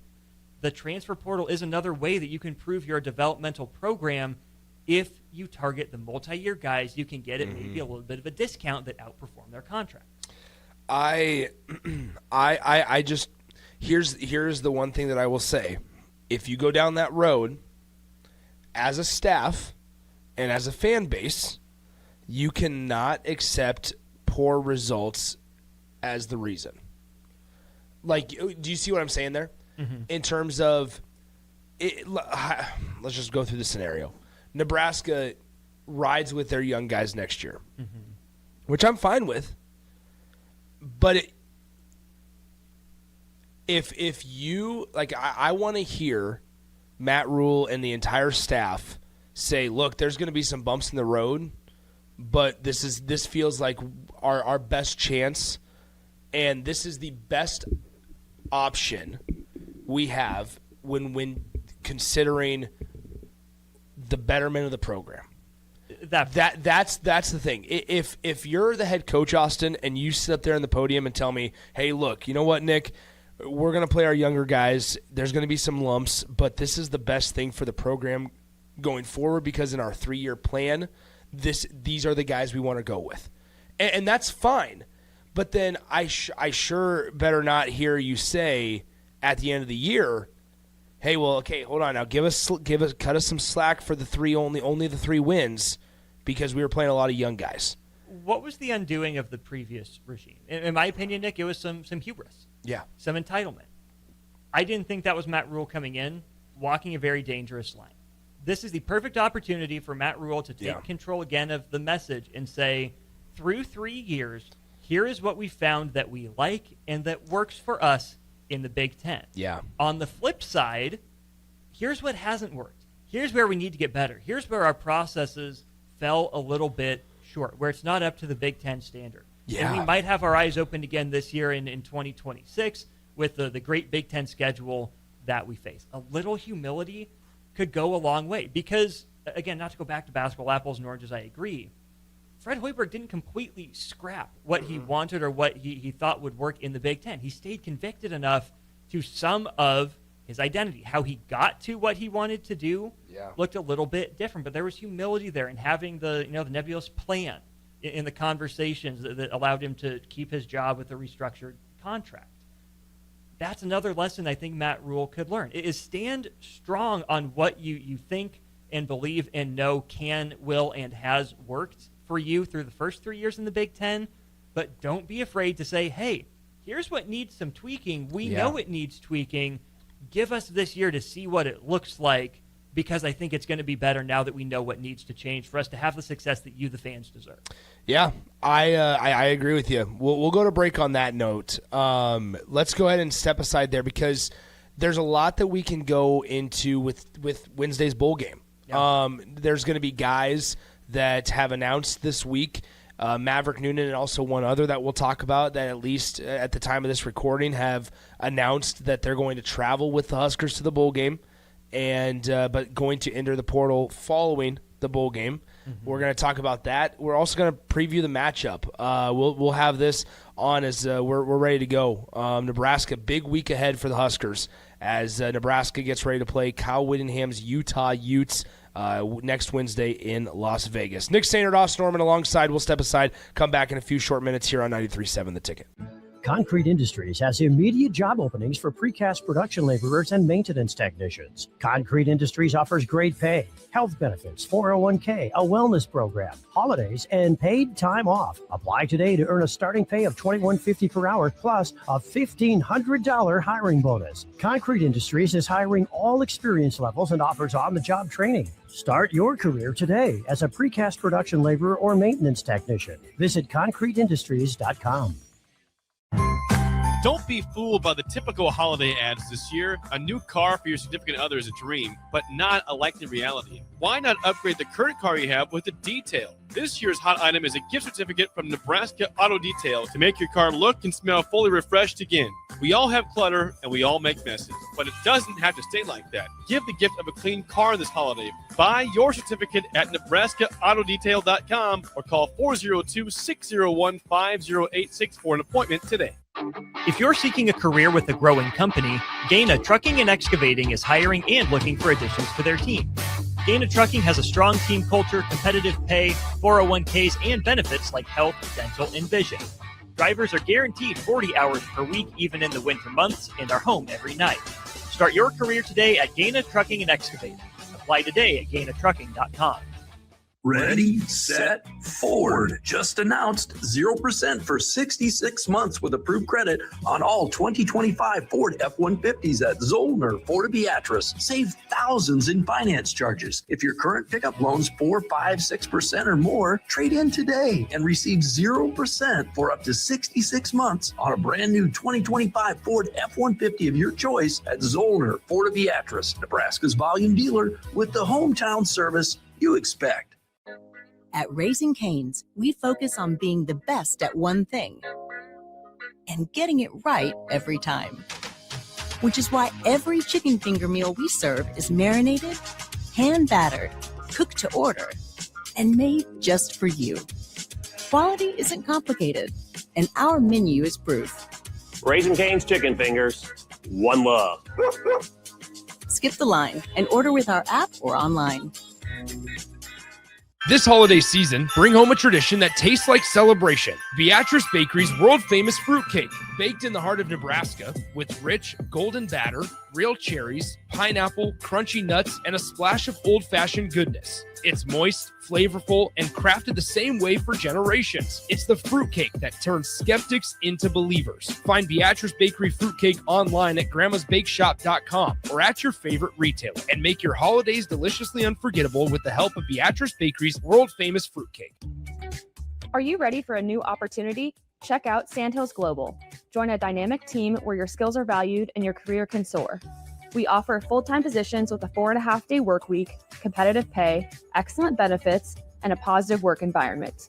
From IT and marketing to sales and finance, we're looking for talented individuals just like you.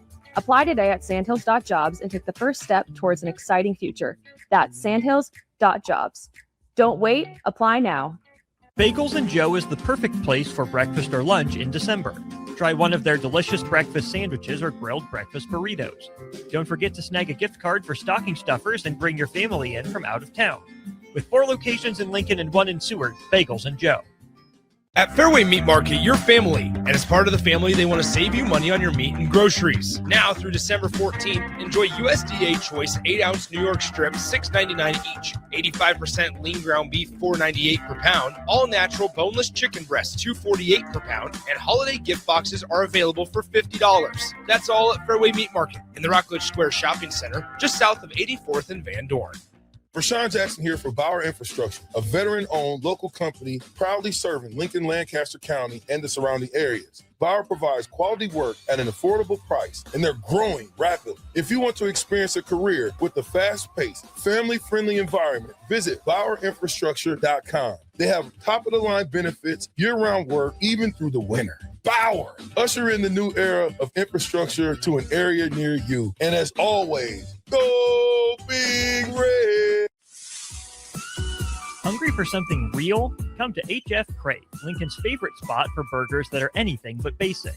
Locally sourced Nebraska beef, hand-cut fries, and bold flavors that'll make your taste buds cheer.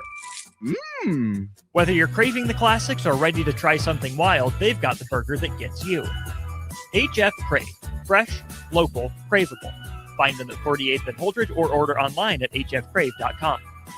For remote starters, audio upgrades, and more, there's only one place to go. Auto Sounds of Lincoln at 48th and O. Back to the Ticket weeknights on 93.7 The Ticket and theticketfm.com.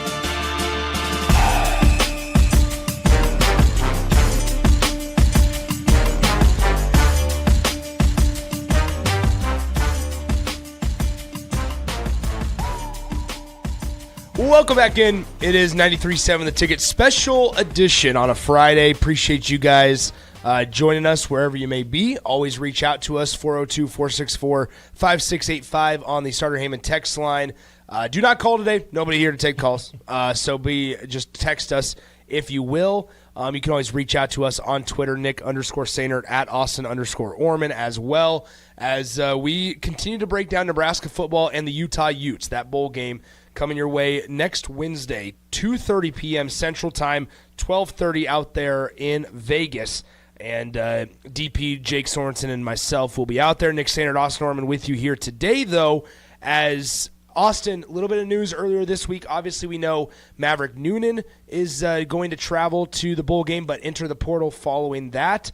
And Marcos Davila will also, another quarterback that Nebraska will not have next year. And so now you look at that quarterback room going into next season, and it's gotten thin, and it's gotten thin fast. Thin in a hurry. No quarterback in the 26 class is kind of a problem. Mm-hmm. And I'm not necessarily shocked to hear that Marcos Davila will be exiting, given his head coaches, soon-to-be former head coaches, comments about we're going to be looking for maybe a little bit more mobility at the quarterback position. That was certainly not Marcos Davila's game. It made sense to have a guy like Marcos Davila as a developmental prospect when you had a quarterback like Dylan Raiola, where he could see the outline and the blueprint for what it could look like for him, being Marcos Davila, to take the field in a couple years, potentially, behind Dylan Raiola. But Nebraska clearly not trending that way, which leads me back to this piece, Nick.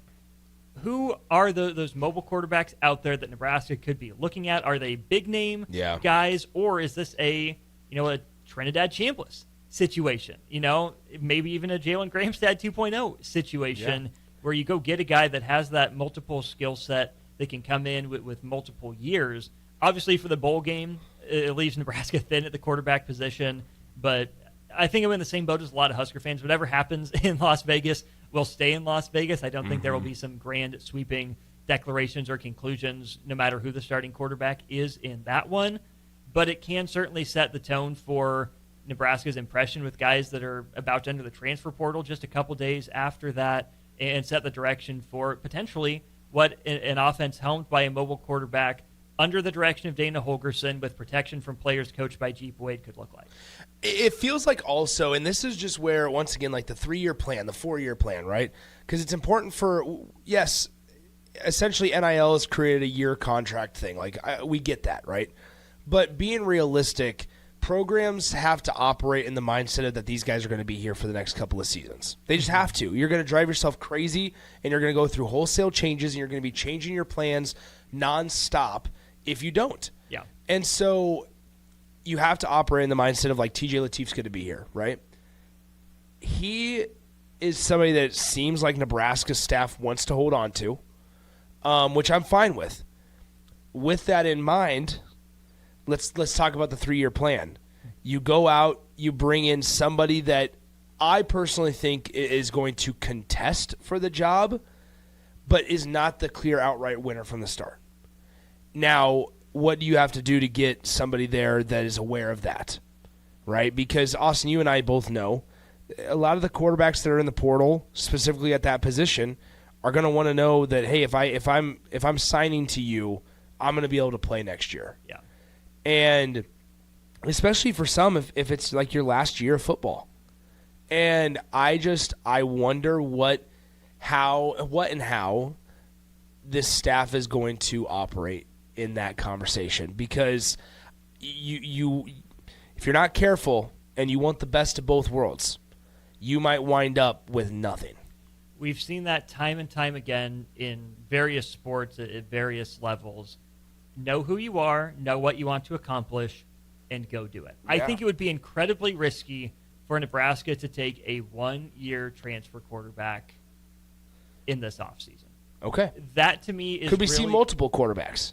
Well, I'm not even sure if it's multiple quarterbacks as much as I am a multiple-year quarterback. If you take a guy with 1 year, that tells me that it's probably less oriented to competition, that you're taking a backup to TJ Lateef, who's your guy. Maybe you've made some promises to give him the first crack at things in 2026. You're hoping Lateef is still here in 2027, and that Trey Taylor doesn't have to come in should you remain committed to Nebraska and end up on campus to be the 2027 starter. Yeah. It's a day and age where if you don't walk in and start at the quarterback position, the worry is always that you'll walk and find a new program. I think this is, again, we talk about development, you think about offensive line, you think about running back, skill positions, but it's just as important for quarterbacks, maybe even more so, that those are the guys that are probably best served outside of the linemen that need to beef up, or maybe a linebacker, that are best served by sitting for a year, getting acclimated, learning how to lead, developing emotional maturity at the college level and what that looks like. To me, this needs to be a 2+ year quarterback for Nebraska. Interesting. Maybe a guy with some film, maybe not, I don't know. But I don't think you can keep going year to year. As part of the 3-year plan, at some point you have to build stability. You have to build a foundation. And I think a 1-year guy just sets up for the, maybe not disaster, maybe he'd be really good, but I'm not comfortable with the idea of Trey Taylor walking onto campus and starting right away as a true freshman. It's been such a mixed bag for Nebraska. There's a reason that it was so rare for Nebraska up until 2018 when Adrian Martinez beats out Tristan Gebbia for the job, who then transfers, and then Dylan Raiola walks in as the essentially assured starter. Then 2 seasons ago now. It's been done, but I think there's a reason that it took until the mid-2010s for that to become a consistent reality, and I'm not sure Nebraska's necessarily better for it. Doesn't it feel like that's going to be the case, though? I mean, they are all in on Trey Taylor, which is great. If he's that good and you're that convicted, so be it. But I don't know if I can get there yet. Have we seen? Okay, here's a different question. Have we seen a recruitment be the way that Trey Taylor's is? Pre-commitment and then post-commitment. Certainly not at Nebraska. I agree. Because even if you want to throw the Dylan Raiola recruitment in there, that's its own unique animal. Yeah. And came with some of the promise of peer recruiting. But Trey Taylor has been all in on Nebraska since the day he committed, continually out there in terms of peer recruiting. And that's not necessarily a preclusion to not being a good, talented quarterback. But you hope that a guy like Trey Taylor is learning how to balance the on-field and off-field demands of what it takes to be the starting quarterback at a high-profile program now. Because what's one of the issues some Husker fans had with Dylan Raiola? Too much social media, too out there, too much posting. Right or wrong, I'm not saying he was or wasn't. I don't really have a fully formed opinion on that because some of it's part of the deal. Some of it might have gone too far. I don't know. But I just think if you're going to tell me your developmental program, development needs to apply to quarterbacks as well. And yes, those are guys that need reps at game speed. But Nebraska needs to find a way to get their quarterbacks on campus, to sit for a year or at least a handful of games to get acclimated, and then not be hailed as the savior, but actually feel like, oh yeah, this kid is ready to go. We feel confident in him, not just we're throwing him to the wolves, go get him, good luck. Yeah, it's just really strange. And no, I'm not saying that in a good way, in a bad way. I'm just indifferent on it. You are shaping that up to be really, really beneficial for all parties involved if it goes well. You're also shaping it up to be very, very messy if it doesn't. Yeah. Nebraska should have just learned their lesson in terms of going all in on one player, especially at the quarterback position. And as we talk about Matt Rule and we talk about the future and we talk about, frankly, like whether or not he should be the coach here, those are the type of things and mistakes that you can't make multiple times. No. You just can't. And I don't think Nebraska made a mistake with Dylan Raiola. No, when I a recruit agree. like that falls into your lap, you got to take him. You got to try to make it work. Except that, okay, here's a 3-year plan, Nick. I don't think Dylan Raiola was in the 3-year plan for Nebraska initially. Now, maybe they reached out to gauge interest just to see, and maybe stuff changed behind the scenes. I don't know. But you go back to the first quarterback that Matt Rule recruited to campus. Yeah. It was Jeff Sims. Exactly. The guy that took over for him was Heinrich Harburg. The guy that played the last couple games of the year was Chuba Purdy. All guys with mobility. So I'm willing to believe Matt Rule that this is what he always wanted, a mobile quarterback that can move, that can throw on the run, it can be a part of the run game, which is where, again, you can't turn down a prospect the caliber of Dylan Raiola, but if it doesn't fit your identity, what price? Don't you have to be convicted in what it is you want to accomplish and take the best fit? They're not wrong for doing it, but I could have seen the argument in retrospect for if that's not what you're comfortable with, okay, this is where you're paid to make tough decisions. If you have to make a tough one this early on, it can define your tenure for better or worse. And that's the point. I think that ultimately Nebraska has misidentified on a lot. Yeah. In 3 short years, they have misidentified a lot. And a lot of places misidentify. Oh, yeah. It happens They do. every program every year. It happens all the time. And so I'm not trying to make this a much bigger deal than it needs to be or say that, hey, this is the straw that breaks the camel's back. However, you are able and you are afforded the opportunities to miss once or twice. Mm-hmm.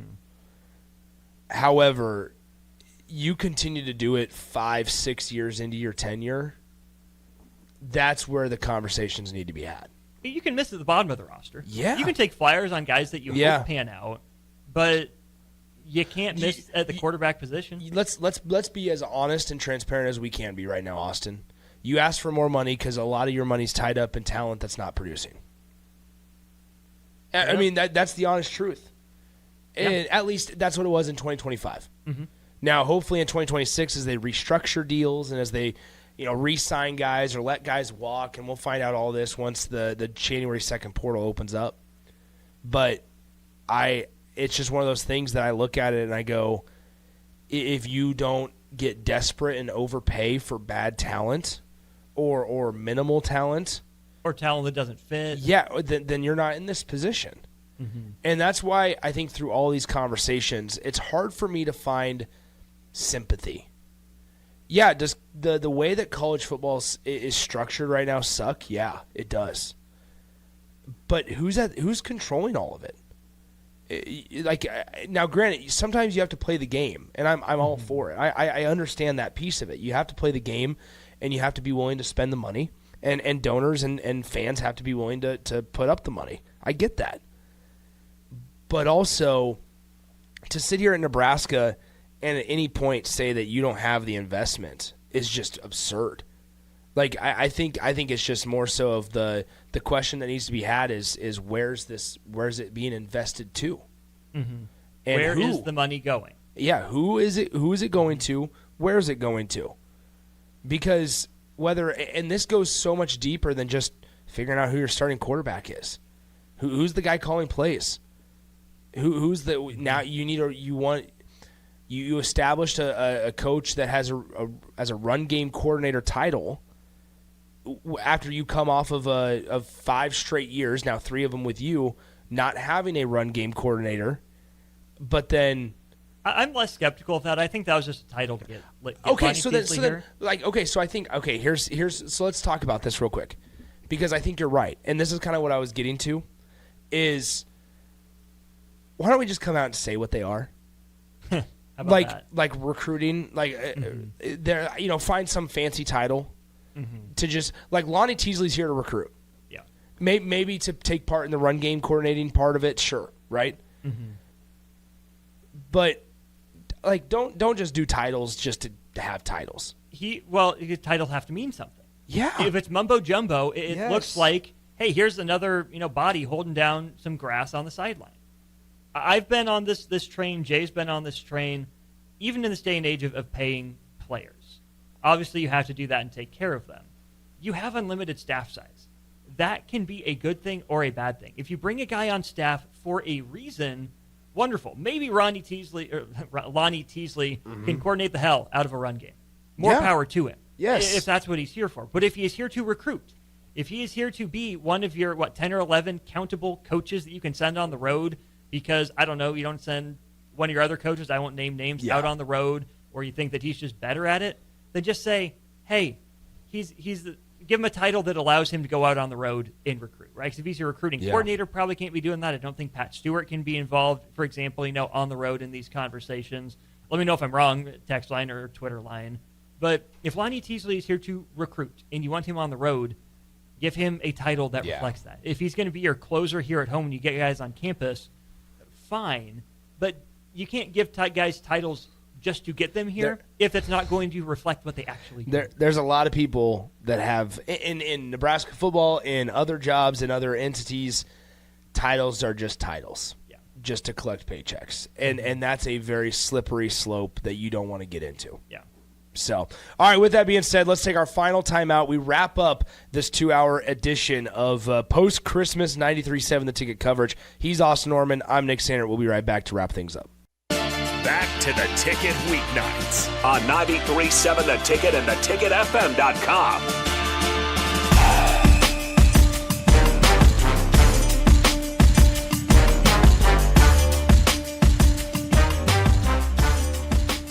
Welcome back in one final time here for this 2-hour show between Nick Sehnert, Austin Oerman with you. Appreciate you guys hanging out with us wherever you may be.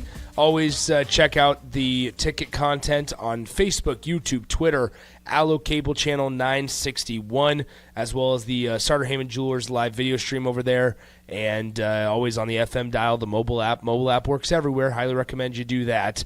A lot of interesting conversations, a lot of big picture conversations between Austin and I here today. I want to round out with one Nebraska women's basketball topic that's relatively fresh this week, and it's simply just because Austin and I were able to talk to Amy Williams, Britt Prince, and Callan Hake back at Big Ten Basketball Media Days in Chicago back in, what was that, October? Oh, gosh. Yeah. Was that October? October? Yeah. So back in October in Chicago, and last time we were in here doing this, I said it was last week, when it was 2 weeks ago. So I've actually figured out when Big Ten Media. That's right. Yeah. So anyway, October, and it's really interesting because this almost is shocking, in that Amy Williams here, she's been here a long time, season 10. Yeah, a lot longer than many people would think. Here she is, finally, has her highest ranking in the AP poll, as Nebraska women's basketball is 12-0. Their next game is Monday against USC, a top 20 team in the USC Trojans. That's a 2 p.m. tip-off in the afternoon. Myself, AD, we're going to be in attendance for that one. But the highest ranking in the AP poll to Amy Williams, or in Amy Williams' tenure here at Nebraska. Nebraska women's basketball ranked 20th in the country. Hey, Austin, we both agreed. Somewhat of a shock that that's the highest AP ranking in her tenure here. It was at first, and then the more I think about it when you're saying it, it does make some sense, because can you point to that marquee non-conference win for Nebraska women's basketball under Amy Williams? Ooh. Kind of hard to do. It's tough, yeah. And this is where this has been a program that's done a good job of stacking wins, but they haven't had the headline-grabbing game outside of conference play, have made the NCAA tournament, but not necessarily advanced very far in it, which is where this game against USC, another good opportunity for Nebraska at home to move the needle a little bit, but it's in conference play. Nebraska women's basketball has been good. Mm-hmm. They haven't been great, and that's just fair to say. There's been a pretty clear delineation between the top of the Big Ten and the top of the middle, where Nebraska has resided more often than not under Amy Williams. So, yeah, it's a little surprising that they haven't, squeaked into even the top 15 once in 10 years. But also then you think about the way that they've set up their schedule, I guess it makes sense. They're not being overly rewarded for beating up on manageable teams. Mm-hmm. I find it interesting because as we talk about Fred Hoiberg in the first hour, this consistent build, right? Mm-hmm. And it took a few years to get up off the ground. With Coach Williams, it's been a little bit more, I wouldn't say tumultuous, but a little bit more of an up and down, ebb and flow type of thing. There's been a couple of years where they get 17 wins and they miss out on the tournament. There's been a couple of years where they get 20-plus wins and they make it. I still think Amy Williams is the right coach for the job.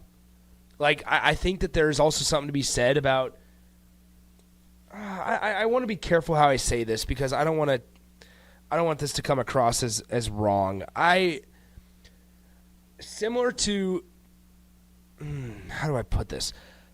I think it's a positive that Britt Prince is the face of this team now. And I understand that how that comes across with and we're saying about Alexis Markowski, really. We're talking about Alexis here. Alexis did incredible things for this program. Do you want me just to say it? Because I'm more than happy to say it. Go ahead. I think Britt Prince has a higher ceiling than any of the past faces of the Nebraska program dating back to, 2010. I would agree with that. I think more so also the way that Nebraska women's basketball wants to play, the ceiling is higher with their star player being a guard than it is a post player. And a good-sized guard. Yes. Alexis Markowski put up numbers. Yes. What was her overall impact? I would love to see her plus minus from her time at Nebraska. She was good. She had a role. Very. You could win with her. Yeah. Were you going to win because of her? Not very consistently. Same thing with Jazz Shelley, who had some incredible moments. The triple-double. Jazz Shelley, phenomenal player. But she was a small guard. Yeah. Nick, she did not make a difference in Nebraska's win over Texas A&M in the tournament. She did not make a difference in Nebraska's loss to Oregon State because why? She got overwhelmed by bigger, more athletic players. They were both fantastic players that helped raise the ceiling. I mean, let's go back to 21-22, right? I think that would have been when Alexis Markowski came in and Jazz Shelley, and maybe that year or the year later. 24-9, 18-15, 23-12, 21-12. I don't know if Britt Prince develops into a better all-around player than Jazz Shelley or not, but I think her size, her ability to control the game as a little bit bigger guard, similar type defenders, maybe a little more length for Britt. I think Jazz Shelley probably a little bit peskier a defender, if I'll give her that moniker. But the beautiful thing I think about the way Nebraska women's basketball can play now is that they're not obligated to force feed the post. Yeah. Alexis Markowski got all these headlines, but it felt to me like sometimes they were just trying to pump up her numbers. She's a local kid. She stayed home. Look at all these numbers. Dad played here. Look at these numbers that Alexis is putting up. Yeah. Great. But what substantive victories did that lead to for Nebraska, aside from the infamous, Lisa Pluter post-game rant game in a near takedown of Iowa in the Big Ten tournament? Yeah. They were not bad players. They were good players that would be on anyone's short list for, the decade team of the 2020s. I just think Britt Prince has a higher ceiling. I think this team fits together a little bit better. I agree. Because you can cycle through Jess Petrie and Petra Bojan and Amaya Hargrove. You have good role players in Callan Hake and Logan Nistley and some really well-timed transfer portal additions as well. Mm-hmm. Now that the other teams were bad, I think this team just fits together better where it's not this or that. You have many more options, I think, that can beat. I agree with that. I think also when you're talking about Nebraska women's basketball here, and they've been able to supplement their roster through the portal. You see some additions this year in Haley Weaver and Eliza Maupin. Emily Fisher is another one who hasn't played a ton, but is still there. Moments. Yeah, right. Claire Johnson's had moments. But then high school recruiting for next season is really interesting. Yeah. They bring in two top 80 recruits in the country. Mm-hmm. Or multiple. I think it might be 3 top 80 recruits in the country. That is big when talking about how to surround Britt Prince with talent. Well, think about how Nebraska even landed Britt Prince. Yes. Who had all sorts of offers from across the country. They've been playing a very similar style since Amy Williams got here, but she's been able to upgrade the talent. First at the guard position, you think about Sam Hybe when she came toward the early part of her tenure. Sam Hybe was good. Maybe better career numbers at Nebraska than Jazz Shelley, comparable types of players. But I think you upgrade or at least add maybe more ceiling with a player like Britt Prince. Nothing against a player like Izzy Bourne, but I think Jess Petrie can be the better Australian when it's all said and done. Certainly more consistent. So you can play the same style, but you got Britt Prince and even throw Maya Hargrove in that mix to Nebraska by showing them the role and saying this is what we envision for you, and we think you can go above and beyond that. Nebraska women's basketball continues to do that. They've shown the blueprint for recruits. Hey, this is what you can do, and this is where you can elevate it. It's really interesting to go back and look at some of her Amy Williams' initial teams here, to where here's what's crazy. So in 2016, her first year here, they went 7-22. Mm-hmm. They then followed it up with a 21-11 record in 2017. In 2018, followed it up with 14-16 record. There's been a couple of players that she's coached that have gone on to the WNBA. Leah Brown is most recent, where she eventually transferred to Michigan, but brought her initially to Nebraska. You remember on that first team that she had, Jess Shepard was a part of this team. But then it's been, 2021, they had a 24-9 season as well. That was Alexis Markowski's freshman year. I 100% agree with your sentiment of being able to upgrade talent as you've gone on. Now it's just a matter of it's something we talked about back in October. What do they need to do to get deeper in the NCAA tournament. Maybe make it to weekend 2. How can you get to the Sweet 16? There's a possibility that this year could be that for Nebraska women's basketball, but they're going to be tested a lot more than they have this season, different than the men, where their non-conference slate has not been that difficult. And so, but they've passed it with flying colors. So they've done what they needed to do. They're 12-0, 20th in the country, and they got a big one against USC. Yeah, knock off a couple higher-rated teams than you in conference play, so you can get into the 7 part of the 7-10 or the 6 part of the 6-11. I think that's probably about the ceiling for this team. Win that game, and then see what your matchup is. Don't forget that these women's basketball regionals are played in those pods. So Nebraska will be on the road for the first and second rounds before they move to neutral sites, I believe. So it's going to take an upset on the road for you to get to the Sweet 16. But that's where you need your stars to play like stars. That's Britt Prince. Can she take over now as a sophomore? And your role players have to step up. There are going to be moments when Britt Prince, can get going. There are moments where she'll, need someone to help step up and carry her through the segments of the game that another team is taking her away. It's all on the table for Nebraska in a way that I don't think it's been more than, maybe a long shot for the last few years. Do you think Nebraska has a chance to host? Can Nebraska be a top 4 seed in a regional? Do they need to be top 4 or top 8? I still think that's borderline. Okay. They can, but it's going to take a couple marquee wins. Okay, I agree. UCLA is really good in your conference. Iowa's a top 12 team in the country. I agree with you there. All right, that'll do it. Let's get out of here.